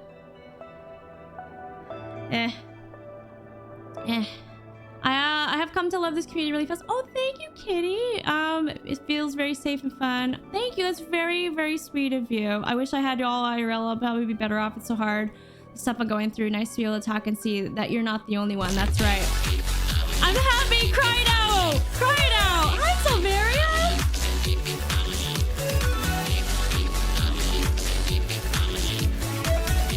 Oh, hi, Roy. Hi, everybody. Oh my goodness. Oh, you were playing Fall Guys? So, Barry, have we met before? Welcome in, Raiders. I'm so happy to have you here. Hi, Ash. Ashy, I light heart. Oh my god, I think I just butchered that. I'm so sorry. Welcome in, Raiders. If you're new here, my name is Kelly. I am a variety streamer and Just Dancer. I dance in green when I play Just Dance, but today we're doing an advice stream. We're just kind of like being very open-ended, talking about like mental health, what's been on our minds. If you want to join the conversation or if you just want to listen, it's completely up to you. Thank you. We have Silveria. Please don't be mad at me. I don't follow you. I'm going to follow you right now and check out your channel after. I'm so sorry. Oh, you know me from... Okay, I was gonna say your name is very familiar, but hi, welcome in. Thank you so much for the raid. Shake it, Raiders. Shake it, shake it, shake it. Did you have fun with Fall Guys? I hope you did. And thank you for choosing us to as the lucky recipient of the raid. Thank you. If you need to raid a run, please don't feel like you need to, like, you know, push yourselves to be here. We're gonna be here for like another hour or so, but if you guys want to get involved with the questions, this is the form. So we don't have a lot, so we'll probably get to it pretty, like, within the hour at least, if you want to stick around and listen or watch the VOD. It's up to you. Thank you. My birthday is this week. I kind of feel like happy and sad because I'm gonna turn like 3 decades, but at the same time it's life and I have to embrace it, you know? So thank you. Thank you. Oh my goodness. I think there's a lot that we said about this. I hope it helped, you know, even just seeing like the perspective from people older than you. I hope that can help you kind of see and understand like the point of view that we're kind of approaching this from. Which honestly, this might be a benefit of being kind of like people on the internet, because it's like I didn't have like people who had experience that I could ask when I was going through this stuff. So I hope that helps. You're only as old as you feel, and age doesn't make a difference when it comes to— oh, this is so cute. Aww. Thank you. Oh my goodness. All right, let's check out the next one. Let me vet it. Thank you, Joey. I have to crack my neck. Oh my goodness. I might need water though. Mr. Madras, what, can I bother you to get water, or should we all take a break? Do you guys want like a quick break? Do you want like a honk break? Drink it just like water. Thank you. I can't. You will see life gets better after you come over to the dark side, the better side. All right, everyone get some water. I'll just leave the music on. You guys can just vibe. You know what? I think I'll run an ad. That might be a good thing. So that's 3 minutes. So come back in 3 minutes. Get wife water or honk break. Well, if people are lurking, I think this is one of those streams where I don't want to disturb people, you know? So I think if people are lurking, this might be, we'll just turn the sounds off.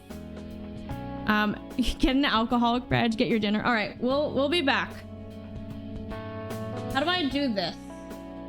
No, I just want a big BRB. No, I don't want that. No honk break, don't worry, I fixed it. I'm gonna get water, and then let's run the ad. Warning. Goodbye. Ads are starting. Goodbye.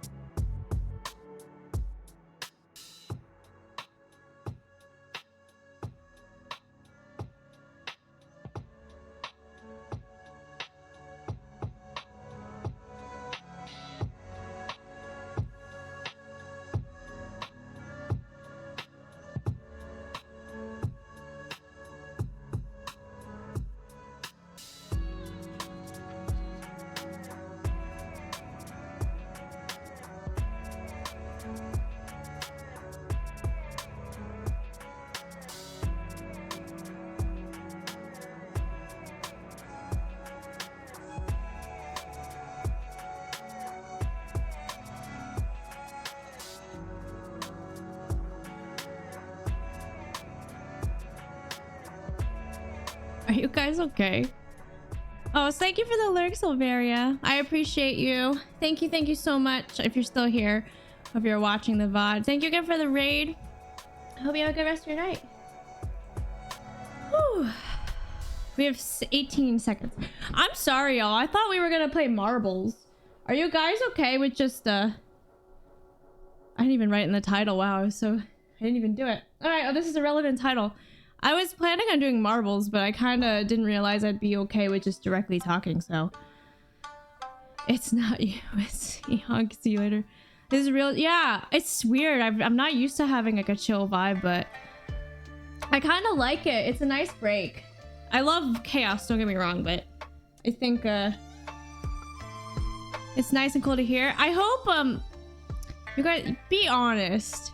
And I mean it. Be honest. I hope I'm not ranting. Not rant. Rambling. I hope I'm not rambling.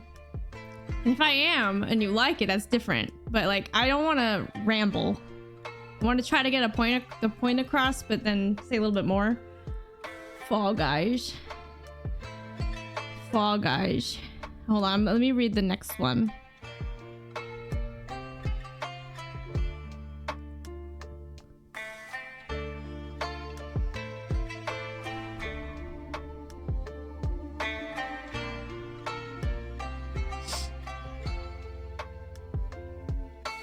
I might need help on chat's opinion for this because I don't want to.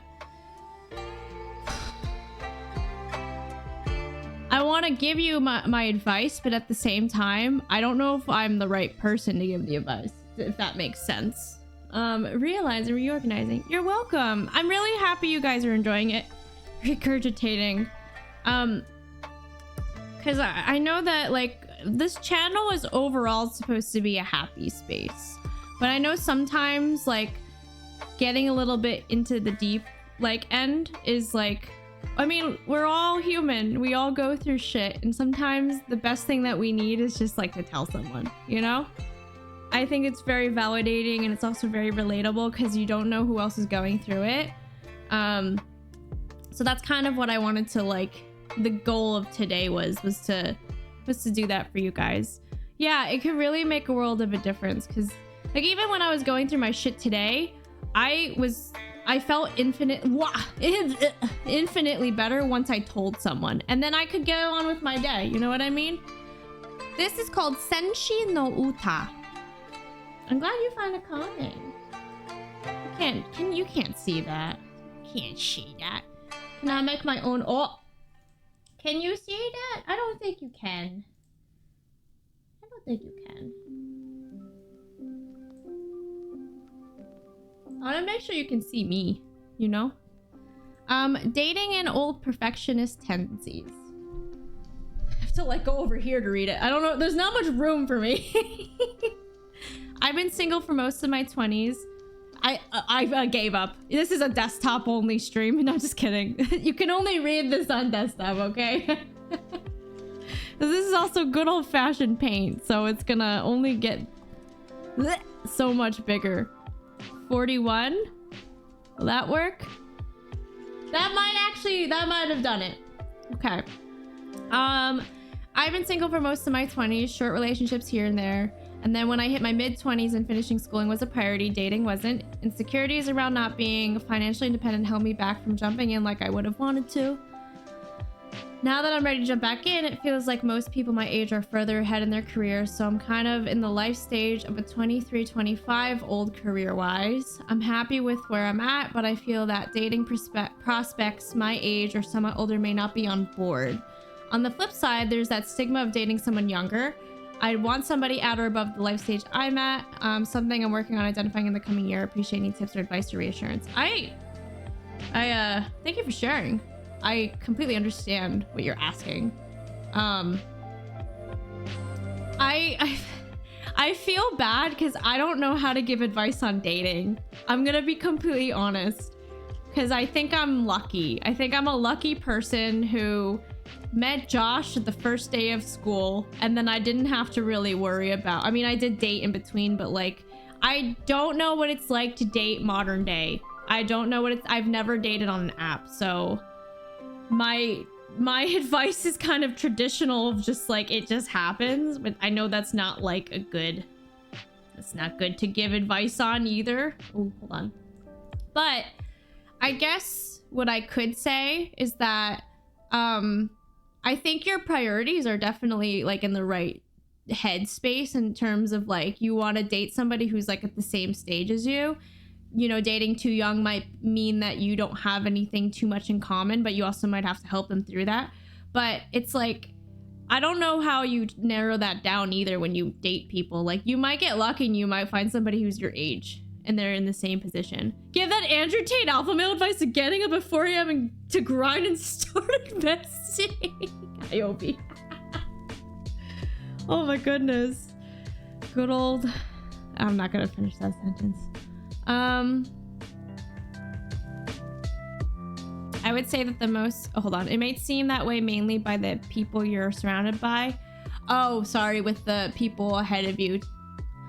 People could be at any stage at any age. Yeah, I was thinking about that too. There are others who have hit their 30s for sure, and for some reason or another, they're entering their workforce for the first time. Yeah, people do like career changes too. Like, keep that in mind.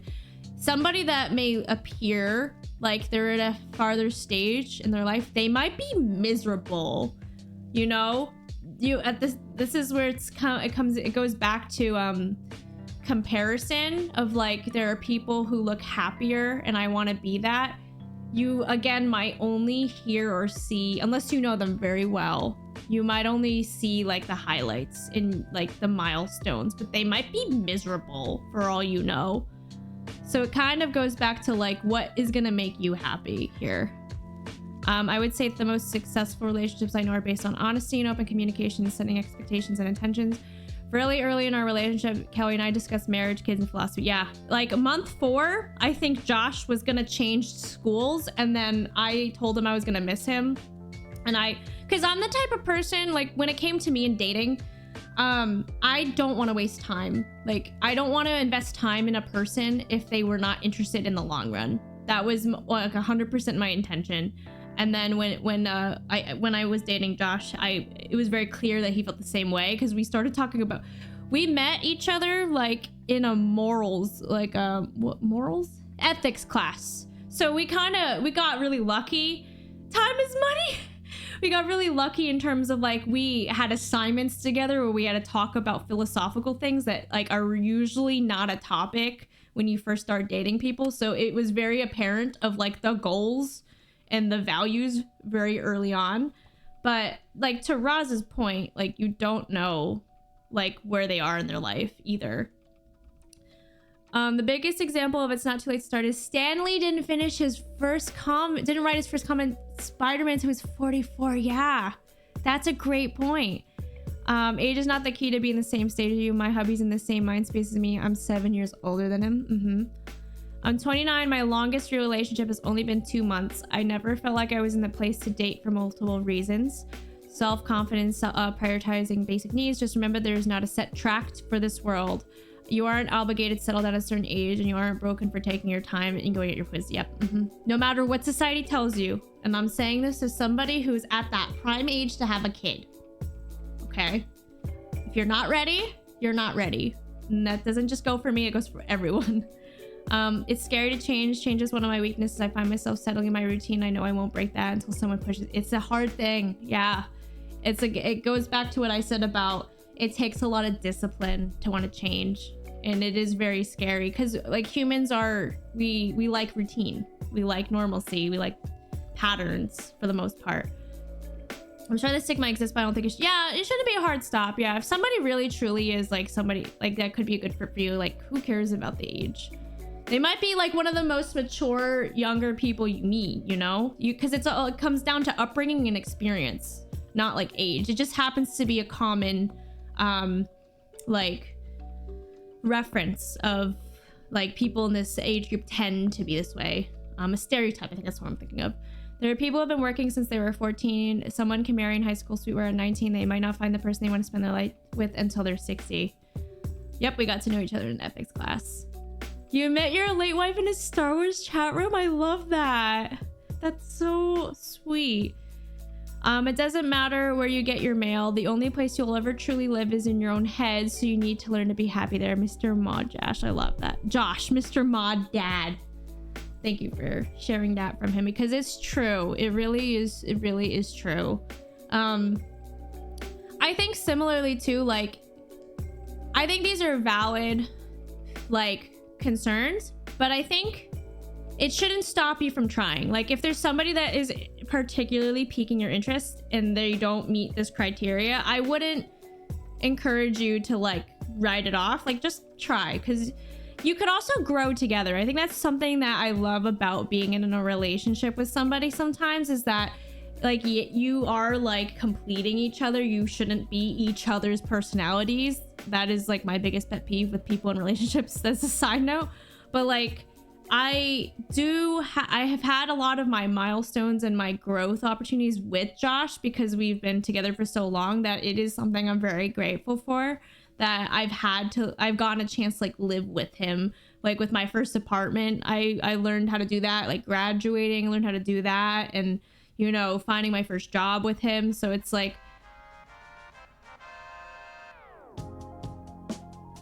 sorry, I just got distracted by the music. Did we all win? Right? It's not just me. Did anyone else just tune into the victory? The Final Fantasy fanfare? We won the battle, guys. So confused there for a second. We won the fight stream. I don't know. So all this is to say, like, I wouldn't rule out somebody who's young, because it might be fun to guide them, or if you're younger, it might be fun to have someone who's a mentor in a way. As long as you guys click and you like them and you're a good match, like, I think that's more important than, like, the age and the experience too. You had your first date 2 weeks ago. I didn't work out, but like I said, nowadays, why not? The worst I get of it is a meal and company. Yeah, and that's really not that bad. And it's experience, you know? I think, especially, like, in your case, Revan, like, it's hard to kind of, like, even approach that. So again, like, you're very brave, but, like, the more you do it, the more normal it's gonna feel. And that goes for, like, anyone else too, who's struggling to, like, get to that first step of whatever they're trying to do. We beat dating. Figure out your core values and that you won't budge, and then find someone that you share with. That's right. Yeah, I love this about Revan. Revan, I'm so happy you've been in our community lately, because it's really nice to get to know you, and you sharing very, very personal parts of your life is really inspiring. Someone said inspiring before.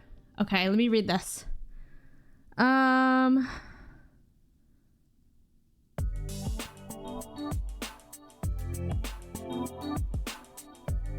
have to burp again. I had pasta. Haha, you didn't hear it.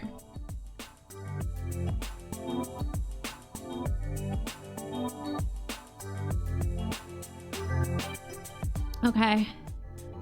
To the person who asked this question, I hope you don't get disappointed by my opinion on this. I really hope not. I'm, like, afraid that I don't want to become too blunt. That's my only fear, is that I'm gonna be too blunt to someone. I hope I'm not coming across as blunt. I don't know, my work says sometimes I'm too blunt, and it's like, okay, what do? I don't know. Sometimes I just want to tell everyone how I feel. And you see this now? 36 is too much. 35 is fine. You need to thank her. Here's the thing, I'm happy I met Lemon, that we were able to meet each other, and that I've even in general have met Lemon. Because I met Lemon because I started playing a stupid game called Faz. Isn't it weird how the world works? That a video game, like, it's so cool sometimes to think about how video games bring you closer to people. And it's through complete random chance. Robert Downey Jr. didn't find success until he was 43 with Iron Man. Before that, he struggled with addiction for a long time. People fired Oprah from jobs. Yeah, there's something too with Steve Jobs as well. That's like a similar story as well. We need to skip Lavender Town. Why is this so quiet? Why is this so quiet? Game Chops. Okay, that's much better. Anyways, I was, like, very confused for a second. Every time I get stressed or I do something wrong, I feel the urge to destroy myself, be it by eating a lot. I believe I have an eating disorder as I eat when I'm full, just to feel my stomach exploding and to punish myself. Bye, Melee. Thank you so much for hanging out with us you've been here since the raid. Thank you. I hope you have a good rest of your time zone, and we hope to see you soon. It's nice spending time with you. Or spending money and shit that I don't need. I recover after some time after reflecting on what I did, but the cycle never ends. I go back to bad habits every now and then. I just don't know how to stop it. It seems easy when I'm in a good mood, but it's not. And that makes me feel like, how can a woman pick me as a good husband or man if I can't take care of myself or be strong enough to stop those thoughts? What would you do? This is where I hope I don't hurt your feelings, because it sounds like you might need like a professional to get involved here. When I get stressed and I get like overly stressed, the worst thing that I do is I eat a lot, so I can relate there. I think it's just terrible self-control though. For me, I try to think of my goals. So it's like, I want to be healthy because I want to be healthy for kids one day. So when I think of something that is like, in this case, like kind of selfish in a way of like you're indulging in something that you know is harmful, I think about the people around me and like, how does that affect other people? So I don't want to overeat in the way that it would put me in a position where my health would not be good. And then that could potentially like make it harder for someone else. But here it also kind of sounds like a cycle, which kind of makes me think like you might need somebody's professional opinion on that to help break the cycle, because if you're struggling to break it, you might need somebody to give you guidance on how to break it, because it's otherwise it's like, just stop. I know like that's like a bad answer, but it's like, because if you know it's bad, like what's stopping you from breaking it? And if like, is there like something underlying there that needs to be addressed that I wonder that like maybe you don't know, to kind of help prevent like that kind of helps break that cycle. Also it does kind of remind me a little bit of like addiction a little bit. I know I'm nowhere near like educated in this field to make that assumption, but it sounds like it, because it's like if you're stressed and something's giving you a good feeling, you're going back to it, but you know it's bad. That kind of reminds me of like an addictive behavior, and like you might need some like professional help there. Mental struggles hard to overcome, usually need something. Yeah.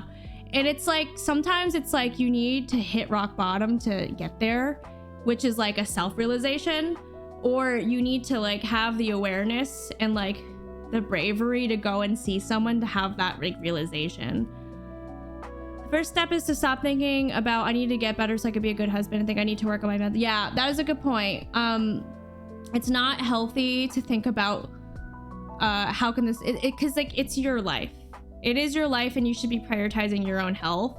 And who cares what someone else thinks, you know? Because you don't know what other people think either, you know what I mean? You don't know what's in someone's mind when they're like, how can someone pick me if I don't know. I think that's the wrong thing to focus on here, because you're never gonna find closure there.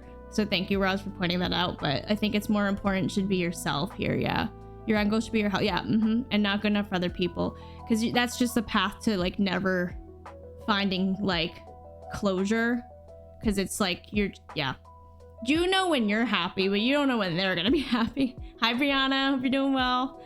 I agree with seeking professional help. Self-destructive behavior can be addictive, and being in a cycle is hard to break. Knowing it's a problem is the first step.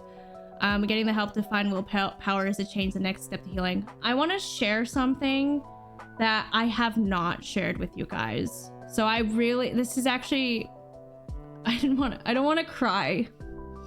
I realize it's important for me to actually share this, because it's so, wow, I'm actually crying. Hold on. I feel for this person because this is really personal right now. Hi, Brown. I'm sorry I'm crying. It's really important for me to share this right now because I hope this helps this person. Asking for help, does that make you weak? Yeah. So I have to be very delicate with how I'm wording this right now. But I have somebody who's close to my life who recently got caught with an alcohol addiction. So like the whole support system didn't know that they were going through this. So it came as a really big surprise to us. So when I'm reading this, I'm thinking about the signs that I had overlooked in this person and seeing like all like their addictive behaviors and how it now all makes sense now that I know the truth. So when I first heard this news, I was very upset about it because it was the first time I heard about it.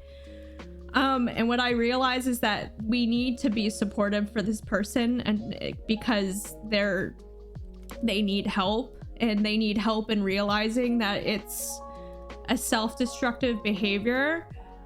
And it's really fresh, like really fresh, guys. Like this is within like the last month that we found out about this. So I'm sharing that because I hope that is like is me trying to share with you, like, please go find help.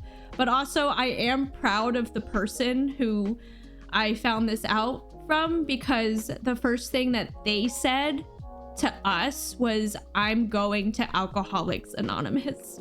And they made that decision themselves, and that I think is a really hard thing to do, because we can't tell them to do that. It's like on them to make that decision for themselves. I'm so sorry, I didn't mean to cry. I really didn't. Sorry, what's that? So sorry, guys. I did want to share it with you guys. I just didn't know how to, but like this reminds me of it. And it's so fresh that like I'm actively dealing with this right now. So I hope whoever that wrote this, like, I hope seeking help can really get you like the help that you need. If you need to cry, then cry. I'm always a crier though, once you decide. And I think too, like I can't relate to this person, not this person, but like the person I'm thinking of right now, because I don't know what it's like to go through like an addictive behavior. So I'm actually like right now like trying to learn like how do we best support somebody going through this. And I'm finding that the best way to really support them is just like have them meet other people going through that same experience, because I don't know what's going on, you know. I can't relate to them. Otherwise I would just tell them stop. It's just that's not easier. It's easier said than done. Thank you, Silveria. Sorry guys, I didn't mean to make you cry. I am a big baby. Oh, thank you. The release is something I'm missing. This isn't helping you, Sam. You help me cry more. Oh my god. I hope you can find something released. Maybe you're like Pyro Eagle, my friend Eric. I don't think I've ever seen this man cry, but I have seen him like throw things in a approved way. Like he's somebody who needs to like physically do something. Maybe that's you, Sando. Maybe you need to go to like an axe throwing class and you can just throw away your pain. Yeah, if you want a good cry, guys, watch Marley and Me. And it's funny because when I first watched Marley and Me, I never cried because I didn't have a dog. And then the second time I watched it was when I got Mindy, and I was like a big ass baby. It was a great cry, but it was like, whoa. Sometimes you just need to experience like what someone else is going through to actually relate to. So I hope all of that is to just say that, like, I hope you can get the help. I really hope you can get the help that you need, because I think that's what I would give advice to you about. It does not help. What else is there besides crying? Maybe writing, maybe investing, maybe you're somebody who's charitable. Some people like do charity in order to feel better, you know? Doing something a bit more involved, maybe giving back. Or any Ghibli movie. Did I cry at Ponyo? I might have cried at Ponyo. A Dog's Purpose. Any dog movie will make you cry, unless you don't like dogs, which is okay. You don't have to be a dog person. I'm so sorry for that. I just got a little overwhelmed. But getting help will get a huge difference. Yeah, I know it's like an easy answer. I don't want to write off everyone's answers as get help, but again, as somebody who's like literally dealing with this with somebody that I know, like that is what I'm being told is the solution for them, because I don't know how else to help them besides listen to them and check in with them. So I think it's on the person in these situations to understand that they have to seek the help, and it's okay to seek the help too. Yard work. I like going to the grocery store, strangely enough. I find myself very at peace and calm when I'm at the grocery store. Cleaning or working a project. Yeah, there's a couple things you could do. Like, I throw myself at work. I cry at a movie. I catch up with a loved one. Like, if there's somebody you haven't talked to in a long time, like even if it's like a distant friend, it doesn't have to be family. That could be one way to really touch base with somebody. I talked to a lot of people during the pandemic that I haven't like talked to. Like, one girl was in Japan and I haven't talked to her in years, and like some other person was in Poland. Like, they're just people I've met in my life, and it's like, you know, I really wanted to like reconnect with somebody. Sometimes you need to leave, like change your environment. There's a lot of ways you can do it, but thank you for sharing this. I'm sorry I cried.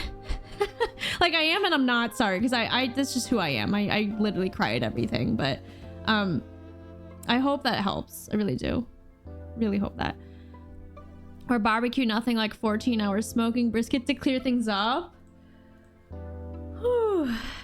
I say I'm sorry because it's like I don't want to overwhelm people, but I'm not ashamed of like who I am at the same time. So hold on, I'm reading the next one, and I see they don't want me to share it, but they did share who they are, so thank you.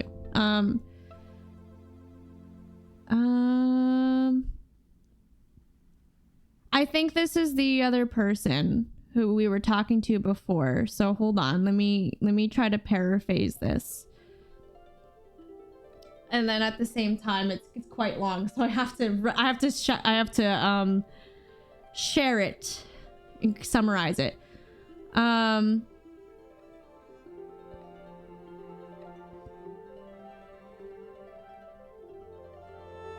I think we might need some help from chat though for this person though.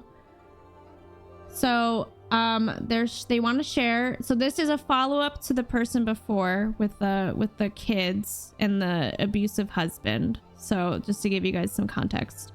So they're saying that they had a job, but they couldn't physically get to the job, and her husband got tired of taking them to work, so he made her quit. Which sucks, because that's like a power balance right there, because that's what abusers do, is they can take away things that help you, and that is a clear example of saying, yeah, F this guy. I really am feeling that. I'm not afraid to leave. Okay, well, I'm glad to hear that. That tells me you're safe. You feel safe to leave. But he's taking me from the support that I've had, and it's not supporting me and he's not supporting me. So I have nothing to leave. I don't think I follow that. I will have to start over, and with that many kids, it's going to be hard. Every time I get a job to save and leave, I get it snatched under me. I don't know if that means that he's taking it from you or just expenses are sneaking up. So we might have to answer that in both ways. I don't have anyone to talk to. My mom is in the beginning stage of Alzheimer's, and I know she can't help. So she's really by herself. I don't have friends like that because I lost them all.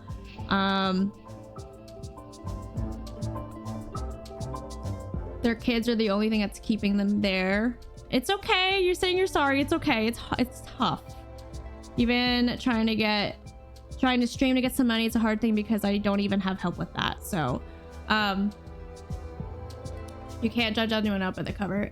Thank you for giving more context. Unfortunately, this is really tough, because in a situation like this where like your main supporter, like the other childcare person, is like completely like checked out, where they don't want to help you, it's tough, because the answer is still to leave, and it might just be like just taking that leap of faith and starting over, because it is a scary thing, but the reality is that staying there is not making it better.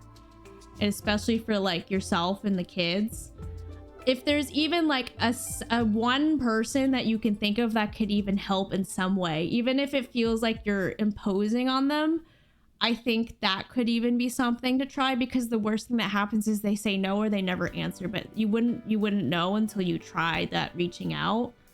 And especially in this place of vulnerability, like it feels like you're gonna be a bother, but like this is a scenario where you have to ask for help, and you have to kind of get through that embarrassment and just try to get to the next thing that will help you, and then think about repaying back them later, because this is a scenario where you need the help, and you can't, it's prioritizing like safety for yourself and the kids and like your mental health and like just like getting your life back on track, I think is more important than like feeling like a burden on somebody. Yeah, there is no easy right answer, but there's an answer that looks better than 10 years from now. Sometimes indecision is worse than a bad decision. I'm really sorry for you. Thank you for sharing like more details. And what I'm really happy to hear though is that you're not afraid to leave. So it's like, I would try to work your way there, like set up ways that would get you there. If it's, you know, time boxing, like I can save this much money to like live here for now. Like it's the sad thing is that you have to take that step in that hard direction to get out of this.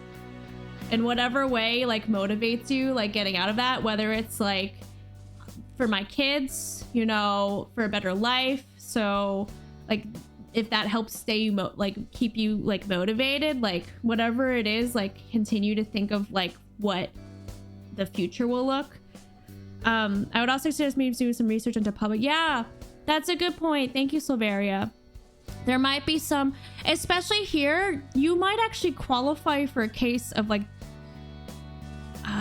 what is it? It's not like I don't know what kind of abuse is happening, but like there could be something that could qualify where you have like some public services helping step in, you know? Especially like if it's like not a good living situation for the kids, you know what I mean? Not in the way that they would take them away, but like in the way where they would just be like, yeah, this is not good, we need to help them get out of it.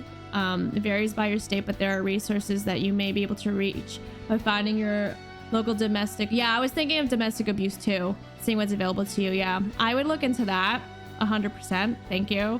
The most important thing here that I'm really happy that you're sharing is that you're not afraid to leave, because that tells me you are somewhat safe, and that's, I think, the most important thing. Because if you're not sharing that, because we also need to consider, guys, that they might not be telling the full story. If it's the other way around, like 100% stop watching the stream and go call like the police. But let's assume that what you're sharing is what you're sharing, and I think trying to get in touch with some people who can help you, who are experienced in dealing with other you know, families who go through this, I think would be a huge help for you. And like any resources in dealing with it as well, like not even just like executing it, but like there might be resources of just like how to like, you know, the transition and the stress that comes with that as well, and like maybe like other support systems for your children as well, because you know you have a lot to you have a lot of little kiddos that you're handling, and then I don't even know what's gonna happen too, like with the child support. So either way, it sounds like you need to get some professional advice here. But thank you Silveria, for pointing that out with the public services. It's why they're there. It's why we pay money to have services like this, so that they can be available for people like you to use this kind of service. I hope that helps. I'm sorry you're going through this. You got this though. I really want to make sure I'm saying that in a way that like you believe me, because like you need to keep in mind that like I'm not in this position, but like I really think you can do this. So thank you for sharing. It's not only physical abuse, but preventing you from doing things like see or talk. Yeah, keep that in. That's a great point. Even verbal abuse, I think, is classified under like domestic abuse as well. That's why when you pointed out here where he made you quit, that is like a prime example. Hi Nano, thanks for the follow. Prime example of like a power dynamic where he's forcing you to quit because you're inconveniencing him, which is not the case here because you have to work to support your family. But it's another way that he can feel like he can have control. Isolation and control, those are also signs of domestic abuse. So 100% try to look into those services and hope that they can help you out. They're trained in this, so they will. Okay. We have only 2 more. Oh my god. I want to point out that we've only had 11 questions. The last time I did this, we had like way more. So I'm hoping that the dialogue is still good. Hi, Nano. Hope you're doing well. Yes, feel free to ask a question. There's only a couple rules in there, and I don't think it's a lot. So feel free to ask something. I think after that, though, I probably will stop because I wanna get some. I think after this, I might need like some like decompression time. You know, let's look up puppies or something. Okay, hold on. This is another one I think I need to read through and try to condense. I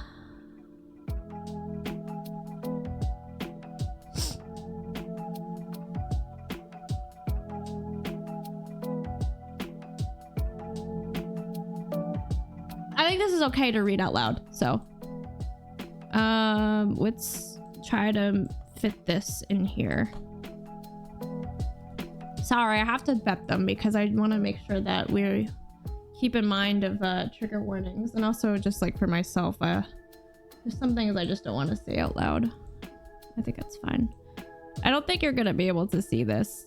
Can I like scroll down? Nope. Fuck. All right. I don't want to make it super tiny, so I might have to read it out loud to you guys. Is that okay? Is that the full thing? But is that too small? Can you guys read this, or is it just better if I just read it? And then I think what I might do is I'll unpin this, and then let's remove the ask from the title. There you go. It's fine for you. Okay. This year marks. Thank you. You can read PC. Thank you. Yes, PC. Sorry. This year marks the 10th anniversary since our graduation, and hi Mallory, and my classmates are planning a reunion to reminisce about the old days. I haven't really kept in touch with anybody except my close friends over the past 13 years. I left school before graduation due to migration to Europe, but I stayed there for 7 years, so I have some fond memories. There are quite a few people I'd rather not see because of their past behavior. 2 years after migrating, I visited my family, and some pretended to be my friends for the sake of having an overseas connection. Ooh, it's an interesting dynamic. But spoke negatively about me behind my back. They were a snake in the grass and affected me a lot. I've changed since then, but I don't want to pretend everything's okay or engage with them. On the other hand, there are a few people I would like to see, although it's not a top priority for me. Leaving my home country at 13 left a lasting scar that I still feel at 26. I'm torn between facing them again, dealing with their questions of potentially the same negative attitudes, or not going, feel like I've missed an opportunity to reconnect with some old genuine friends. Oh, half your face. Thank you. What stops you from just seeing the people that you genuinely have a connection with? Like you say, there are a couple people I would like to see, but it's not a top priority.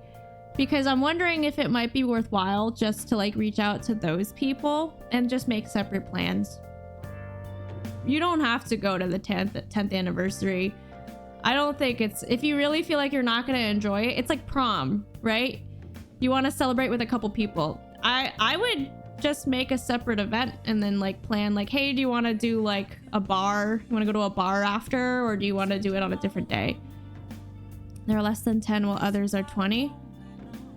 Is this, wait, what, Yaden? There are less than 10 while others are 20. I don't follow what you're saying. You can always reach out, maybe catch up over lunch or coffee. Yeah.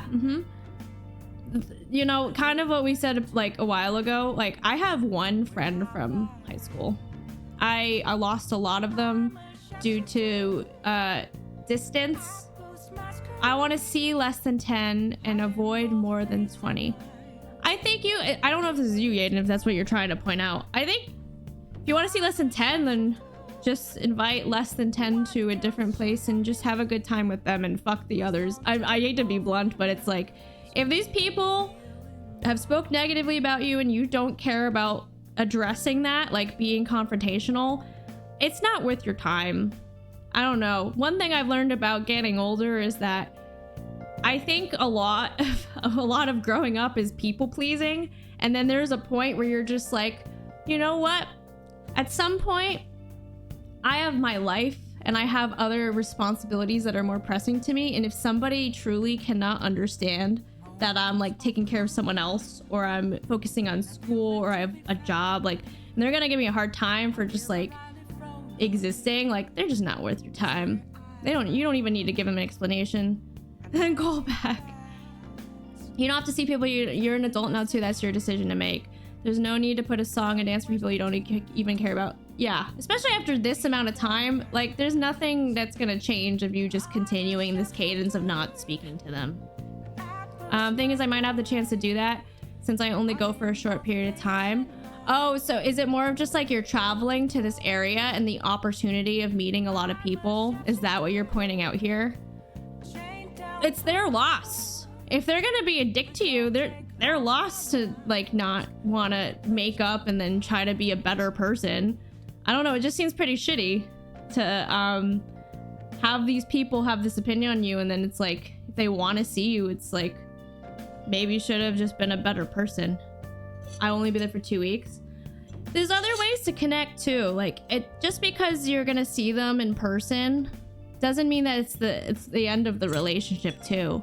And if you want to spend it with your family, prioritize it with your family. And the people who matter, who want to spend time with you, and the people that you want to like spend time with, like, prioritize that. And for everyone else,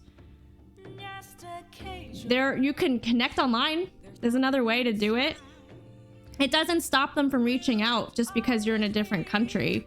And if it's just because you're in person that changes everything, I don't know. I don't really think that's worth it, truthfully.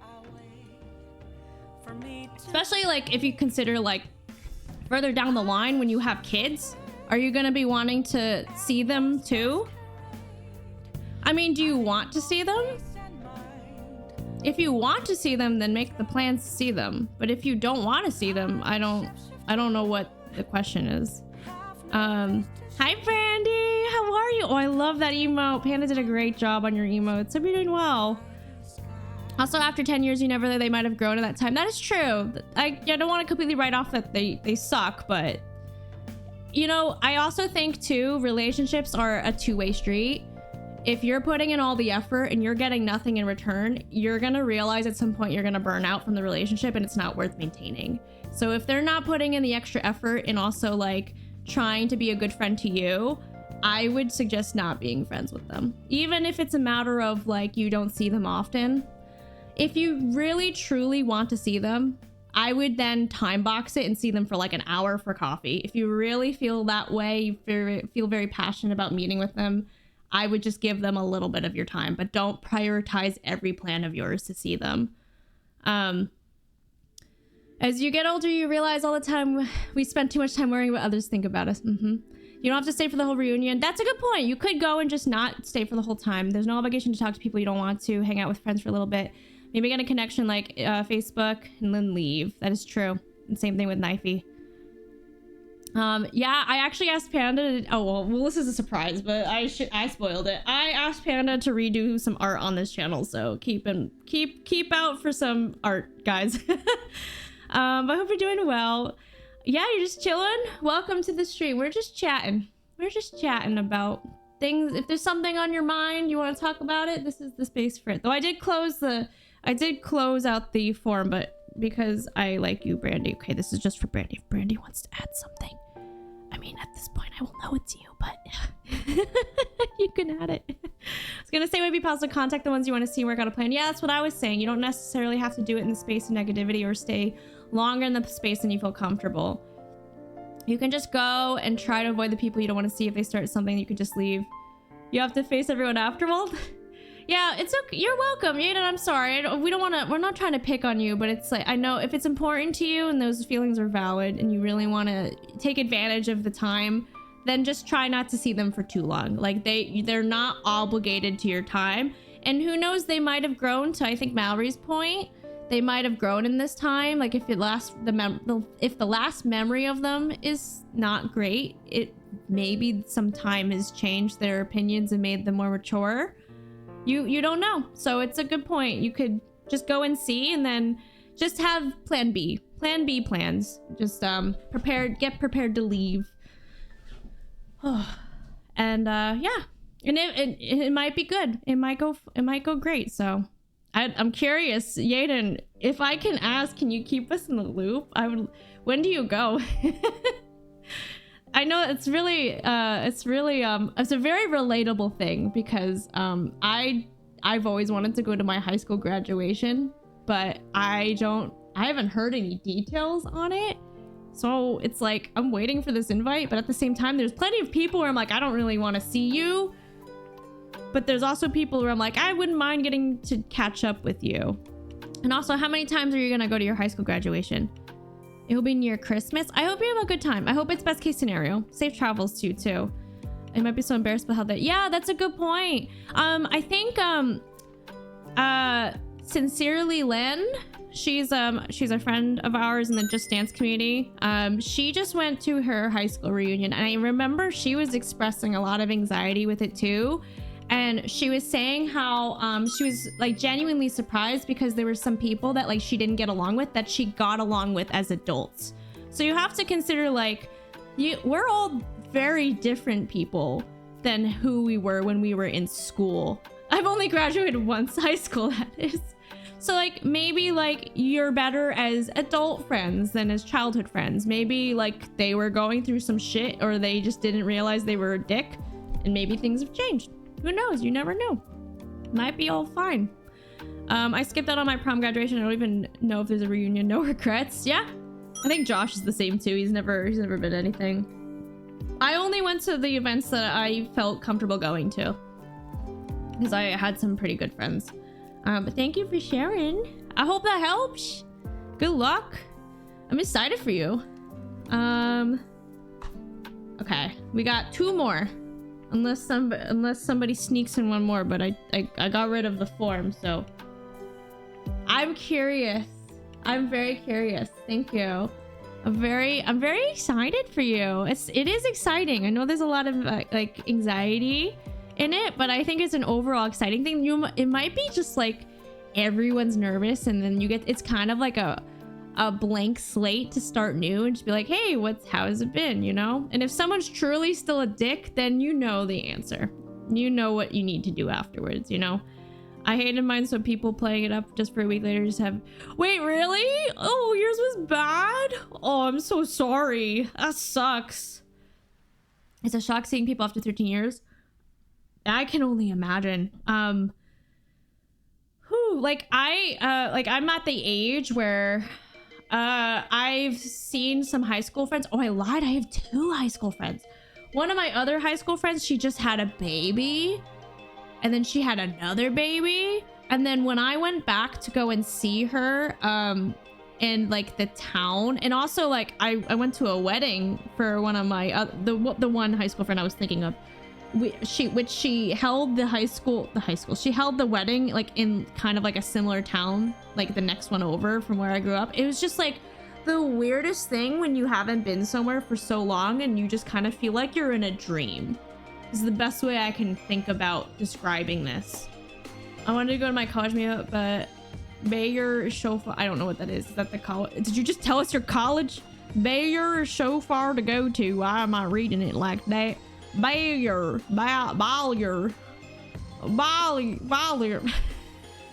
Devil help. Ballier. What am I saying? I don't know what I'm saying. Hold on. Let me read this one.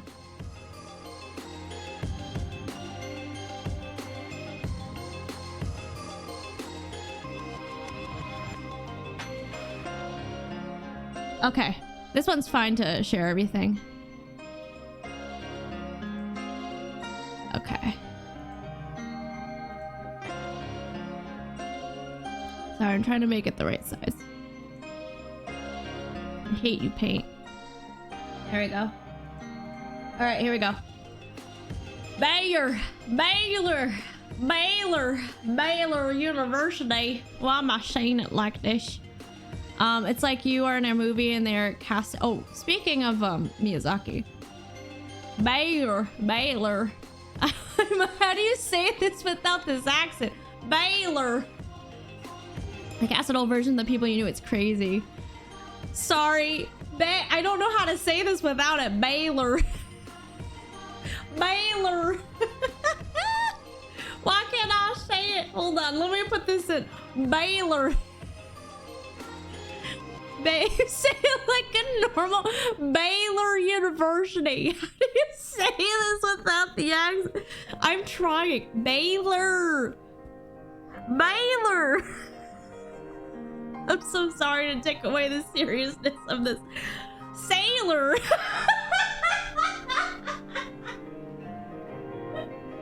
Sorry, Ross. Sailor. I think you needed to say sailor first before Baylor. That's Sailor Moon. Yes, I think it's. I'm really not trying to do this on purpose. Sailor Moon. I need to move on from this. Oh God, why can't I stop? We lost her. Oh goodness. Oh my God, I can't stop. Oh boy. No. Try making up to Baylor. Baylor. The fuck. This is so much better than Baylor. I'm so sorry. I need to move on. I'm never gonna go to Baylor University. I'm trying. I'm afraid I'm gonna read it like this. I'm struggling with. No, I'm struggling. No. Don't worry. I marked it in the stream. I have a bunch of mark. If someone could clip it, I would love you. But no worries. If you're too lazy, I marked it. Some southern girl with 18 yen moon prison power makeup. She gives so much lately. Baylor dry flaps. Ah! Oh my God. I'm struggling with burnout and a lack of motivation a lot. I'll go through periods where I'm super motivated and feel ready to be fully dedicated to my goals. And then I'll slowly get worn down. This is the most relatable thing I've read. I think there are outside factors that contribute to it, usually the other aspects of my life that shove themselves into my face and tell me I'm failing at them. Then the areas I'm working on may not show immediate success, so there's this overwhelming feeling of failure. Stress builds up from there, and then I start to drop when I'm working on a rest, which I know is important, but it feels unbalanced. Do you ever experience this? Yes. How do you do with that? Crying. I don't think it hurts to seek a professional opinion on this, but to me, this is a very normal part of living, like, life, in my opinion. I don't know what it is. I think it's just, like, the ebbs and flows of life. Like, cause I don't know where this is. Oh my God, this fucking accent. I don't know if this is, like, specific to a job or if it's, like, content creators go through this a lot. Like, any type of grinding kind of, like, role, this is, like, a core portion of it. So you're not alone. Shit, maybe I really the same. I don't think it's like a cause of I don't think a mental illness caused this. It's possible, but I think this is a normal aspect that a lot of people go through. So it doesn't hurt to see someone professional because a lot of people go through this. So I think they have ways to kind of navigate this. In terms of this specifically, I feel a lot of this when I'm streaming, so I want to try to answer this and not that answer. But if you're curious, I can answer it that way. But it's normal. A lot of it for me is imposter syndrome, in general. And then it's like not knowing how to stop working and then kind of like having expectations that don't get met. And that's where like you start feeling like the lack of motivation, and it's like a whole ass cycle. I'm not diagnosed with ADHD, but I could go through periods of I could do anything, I could do nothing. Yeah, I can see that. Yeah, that was my next portion of this. In terms of like how I deal with it, it is always something that changes the routine, whether it's temporarily or permanent. A vacation usually can help, and I mean like fully fucking decompress. Like, do not look or think about whatever this thing is causing you this way for like a good 7 days. And then and also, like, if you can, try to get outside of like the normal routine that causes you to feel this way. So if it's like your house, get out of your house. I know that's like a luxury. If you can do it, try it. If you cannot, then it's like try to do things that are very different than what you normally do for like a period of time. And then I'm gonna answer this as a streamer as well, because as a streamer, I feel this way all the time, because it's like the reality is that I do stream because I want to connect with you guys, but there is some aspect of it where I would love to grow and I have other goals that I would love to hit. And part of that includes grinding, where you have to put in the work, you have to put the other content outside the stream. And then, you know, I go through so many periods of like highs and lows. I don't feel like I'm succeeding. They don't show immediate success, and you get stressed from there, and so on and so on. So on and so forth. You know what I mean? So as a streamer, how I usually deal with that is not only the same solution of a vacation and time away, which is the hardest thing to tell a content creator because the work is always going to be there and it doesn't go away. But another thing which I don't think a lot of people think about is I also try to change my creative like bubble. So whenever I feel like intense burnout or lack of motivation as a creator, I always try to find people outside my bubble and try to like, and I find re-inspiration from that. It's like, there's so many people like in the world, and not in terms of creating, like there's just a lot of fucking people. So there's somebody out there that you probably can resonate with whatever they are doing, or maybe like their life experiences, that I think is a very refreshing feeling just to like experience, that in my opinion can help like fuel back your like values and like your goals, and can help like re-motivate you. That's what's worked for me though. I don't know about you guys.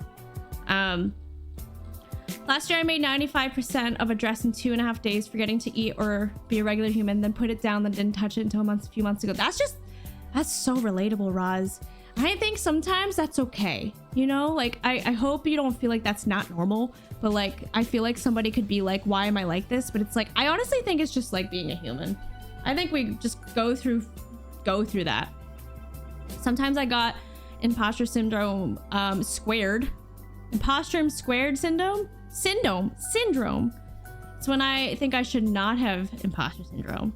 The only thing I could add to this is not bite off more than you can chew. Space out your efforts so you do smaller chunks over a long period of time. And if you find you have too many projects on your plate, it can help prioritize which is most important to you and set aside the ones that aren't as important at the time. Yeah, because it's hard to tell what this is specifically referring to, if this is like a bunch of projects or if it's just like career. Try setting SMART goals, and you can Google that. But a lot of it with that acronym is to make sure that you're setting goals that are like achievable. Because if you're always gonna be like shooting for the like stars, I don't know, I think it's a bad analogy. If you're always gonna set unrealistic goals, you're always gonna feel this way. And I think like sometimes starting out tiny and small and building from that also kind of helps motivate you to keep going, to Ryan's point. So thank you.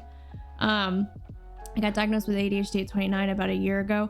It's possible and worth exploring with the pro. Yeah, thank you for sharing that. Yeah, that's why I was like, it doesn't hurt. You might have something that you don't know, and then like you can find other resources that can help you navigate that. I do good with making checklists, and when I see I make progress, it motivates me to keep going. I'm the same way. I am also somebody who likes to keep everything stored here, and whenever I feel overwhelmed, that's an indication that I need to take it out of my head. So if it gets overwhelming, it's like I've got too much on my plate. I need to throw it somewhere on paper and reorganize it. Did you all see Dr. K's video about gifted kids? No, I have not. I don't know what you're talking about, but hi, Dan. I don't even know who Dr. K is. I feel silly. This was a refreshing experience. Thank you. So very thank you for the raid. I really appreciate you finding this very valuable. I was very nervous today, so I'm really happy that there's some positivity from it. If you disagree with that and you want to give feedback, I'm also open to that as well. Don't feel scared to give more feedback if you feel like there was a better way to facilitate this, but I did want to keep this pretty open-ended and very casual. So thank you for sharing that. I also come to realize recently that a lot of my poor school grades were an average between doing fantastic in the first few months and just not turning in work late in the semester. You sound like Josh, Roz. Oh my goodness. It's good to get a new opinion or perspective on things. It can help you reset. Yeah, I really love that about the creative world. Sometimes I'm just like, it's really frustrating sometimes to be a creator. I know I'm talking about specifically on that, but like even just like not that, like being in the same rut and getting out of it is a very like, sometimes it's kind of fun to go through, because I know like from doing it a lot of times I know that it helps me. I hope it helps whoever wrote this too, or you guys. Adding resting periods is also important. Remember to give yourself a break. I don't know why I thought you were talking about like putting like periods. I don't know why I read it that way. He's a psychologist who collabs with Twitch streamers. Oh, does he? Oh, interesting. No, I've never heard of that. Thank you for sharing that. Yeah, I really have never heard of this person. I 100% appreciate their vibe. Thank you. Thank you. We have like one more. We have one more. The last one I see, so thank you. I can tell who that is. This one's pretty short, so we can get this. We can make time for this one. Lately, I feel like I'm not enough for my significant other, and I don't know if I should move on or what, and I'm too scared to talk about it to anyone I really know in person. This one's really tough because there's not a lot of context here. Hi, Nano. You didn't have to reveal, but if you feel comfortable doing that, thank you. I feel like we need a little bit more context, because it's like, is significant other somebody you are married to? Because it's, first of all, like, why do you feel that way? Like, have there been events lately that have made you feel that way? And what's making you feel nervous to talk to your significant other about this? Because I think the thing about being in a relationship is having the relationship with them and to talk to them about it, because you're doing it with them. Yeah, exactly. Communication is really important here. As somebody who's been in a relationship for, oh my god, how long have we been? How long have we been at? Hold on. Josh, how long have we been together? Is it 10 years? Is it 8 years? I don't know at this point. Your caption says 10 years? My caption says 10 years? What caption? 9 years? Thank you, Kitty. Thank you for sharing that. I really hope that we could have given you a space to feel like, you know, you've gotten some feedback and just like, you know, hearing everyone else's experiences and their advice too. I hope it helps you in some way. Last time I felt like that I left him and it hurt, but I'm working myself down. I feel so much better. I know that's been reason for you too, Brandy, so I'm really happy to hear that. I know, like, I feel for you guys going through it. On the form, I've been with someone for 10 years. Wait, I think I'm lost. On the form, it says, oh, does it actually say that? Did I actually share that I've been in a relationship? Oh, it does! Oh my god, you actually read! Oh my god, shout out to Silveria! Do you know how hard it is to get people to read things? I don't even remember what I wrote. Thank you! Wow! I'm blown away you remembered that. Holy cow! Thank you! Oh my gosh. At least 2 years is a safe way to describe relationships without offending anybody. Okay, so you're only dating. Okay. The main problem is when she says I don't set a time aside for her, but I try my best to. I'm very busy with college, and when I set time for, she's always doing other things. See, that's tough. How long have you been with them? Did you already answer that? I'm sorry if you did. because it sounds like to me, if you're putting in the effort and she's not recognizing it, then she's not putting in the effort to acknowledge that. Yeah, it's pretty early on. So what happens when you point out that you've been taking the time away, like out of your busy schedule to be with her? Because that's proof right there that you're trying, right? I just thought it was common courtesy. You're doing a lot of reading right now. Thank you. What I mean by doing other things that we hang out and she gets on her phone. Oh my God, no! You said that! Oh no! I can promise you Mr. Majosh is laughing. All right, well, here, let me speak from literally very recent experience. I've recently have had a discussion with my husband that I've been with for 10 years, where he has expressed to me that I also spend my time on my phone and it devalues our quality time together. You're laughing at the fact that Nano has shared that the significant other that they're with, when they hang out, they're on their phone, which is something you've literally quite within this month have told me that I do. So I will say social media is addictive and I hate that. I hate that it's part of my job as a content creator and it's a very addictive trait that I feel like I need to distract my mind. That's not an excuse to say that it's okay. It's not okay. So in my scenario, which is super really fucking relevant, Josh and I have a rule now that when we have that dedicated time, we both take our phones and we put it on the other side of the room.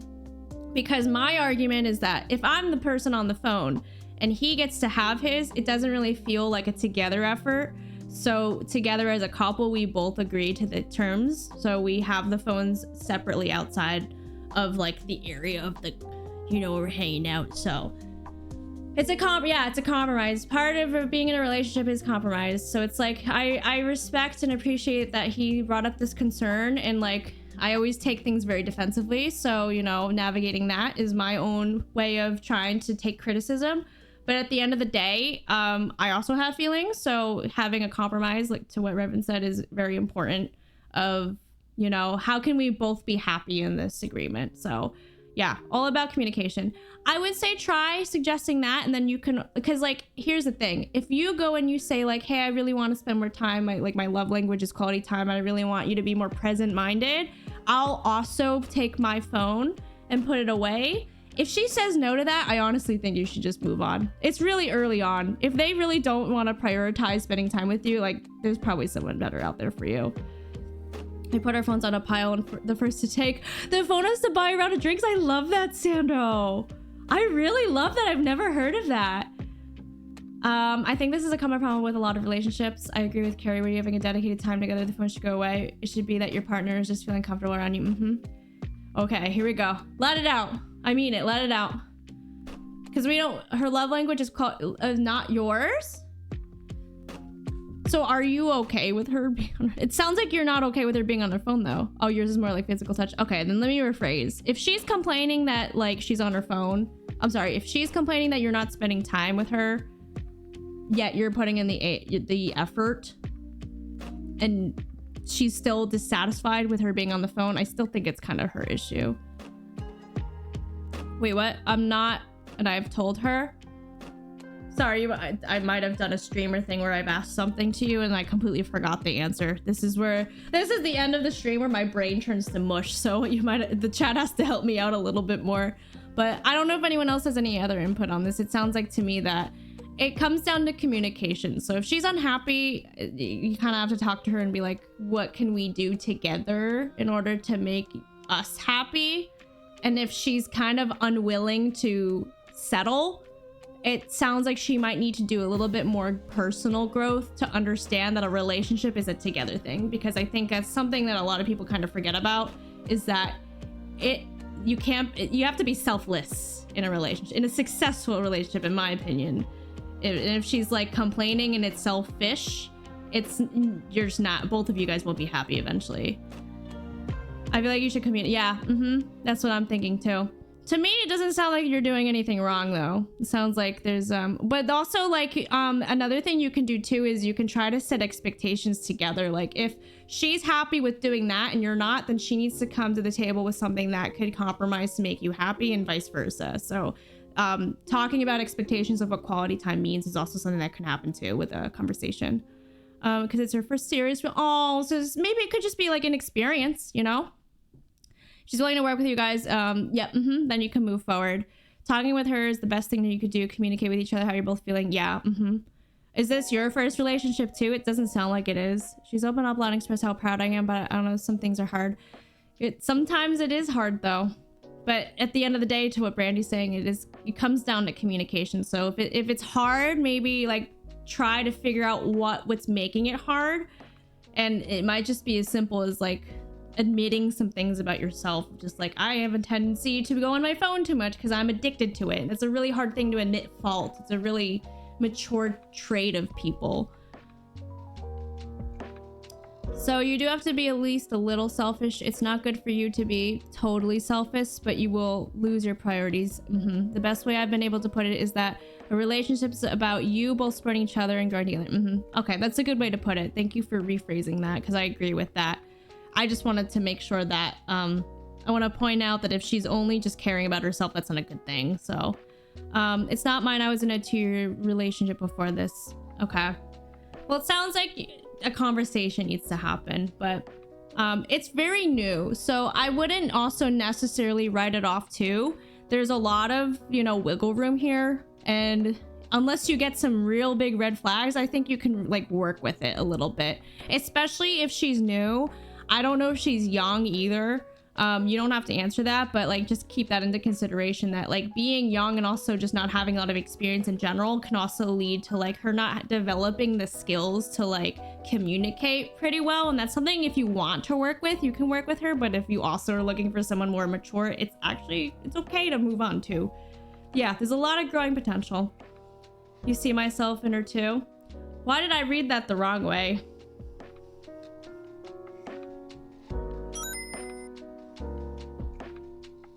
Why did I read that the wrong way? I don't want to disrespect Nano. Who just came into our community. I'm so sorry. I'm literally so sorry. I'm sorry. Hand over your phone. Here you go. Sorry. Good luck, Nano. You got this. It sounds like you have an idea of what you got, but it doesn't sound like too bad, like red flaggy. I think you could work with it. Thank you, Mallory. All right, the last one's a fun one.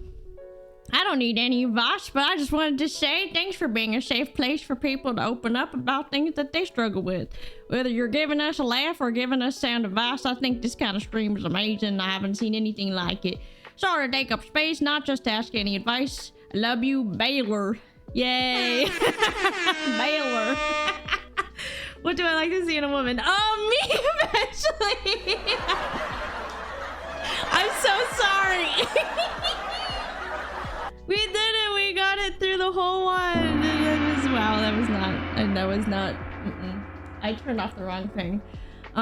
Thank you guys so much for putting in advice. I really hope that it gave you a nice space to share anything that was on your mind. And if you needed the help and you got some, I hope that it gave you some direction, hopefully in a positive way. My worst fear is to give bad advice, so I really hope that it helped. No one wrote something with D's nuts. Baylor raid. Do we know anybody who's from Baylor University? I'm really happy to hear that. Thank you guys. Thank you. I was really nervous, and I'm really happy that I pushed through the nerves. And there's a lot of growth that I've personally done as a streamer, because I don't think I would have been able to do something like this when I first started streaming, because it's very tough to set boundaries to people when you're a people pleaser, and then you grow a little bit and you realize that it's okay. You just got to get through it, Thank you guys. I want to give one last reminder before we go. It is my birthday this week. I don't like to talk about myself, but it is my birthday this week. And it's my 30th birthday, which is a pretty big birthday. And I am doing a charity stream to celebrate on Thursday. We are fundraising for the Pancreatic Cancer North America for Pancreatic Cancer Awareness Day. So I figured instead of just giving all the money to me, we can give it to charity so they can fundraise. We can fundraise for them to raise efforts for some research or for treatment. Thank you. No, Beans is turning 30. No, she's not turning 30. Beans' birthday's on Thursday, and my birthday's actually on Friday. So the plan is for the rest of the week, I'm not streaming until Thursday, which is this event, which is why I'm bringing it up to you. So I would love if you would come by. I'm going to share this tomorrow on my socials. So if you can't come, if you can't donate, I'm going to ask this. I hate asking for help, but if you could share it, you know, get the word out. I would really love a big turnout so we can fundraise as much as we can for Thursday. And I want to point out that I'm starting earlier than normal. I usually start at 7 p.m., which was 3 hours ago, but this is going to be a longer stream because the charity asked me to stream for 6 hours. So I will be online for a longer period of time. Beans is turning 26. That is true. There's a lot of birthdays. Thank you so very. That's so sweet of you. Thank you so much for hanging out with us and coming back from your raid. I really appreciate that. And thank you, Devil, for the Go Baylor. Thank you, thank you. And thank you, Gary, for sharing that. Oh my goodness. I hope everyone finds some encouragement and comfort from this stream. You are worthy of love. You are loved and your life is worth living. Oh my God, that's very sweet. Thank you for sharing. But yeah, that will be Thursday. That's the next stream. And then after that, I will be coming back on Sunday for a Just Dance stream. And if you've never met my IRL bestie, Sarah, she surprised me. So she's coming back to my area and she asked if she can dance. That's why there's 2 celebrations, because I only plan to have this one. And then Sarah was like, I want to come and visit you. So there's 2 celebrations. And also, this one gives me a little bit of anxiety because I have to plan for this. And then Sunday's stream is just like, let's just fucking celebrate. So I'm going to let Sarah pie me. Okay, so it'll be nice and fun and stuff. So thank you, guys. I hope to see you on Thursday, or hope you guys have a good week. I really appreciate you guys. I'm hoping we can hit the last goal, which I know a lot of you guys wanted me to do a piano stream. So I will promise you a piano stream if we can hit 500. I kept the goals pretty low, because normally we do like, I didn't want to stress myself out, honestly. So I made it a very low goal. So this is my IRL friend, Sarah. Mallory! Oh no, I gotta change that. Thank you for redeeming that. Congratulations. I don't think Lee is here, but my mod, Dragon to You, who is in the Discord, I think is it 78?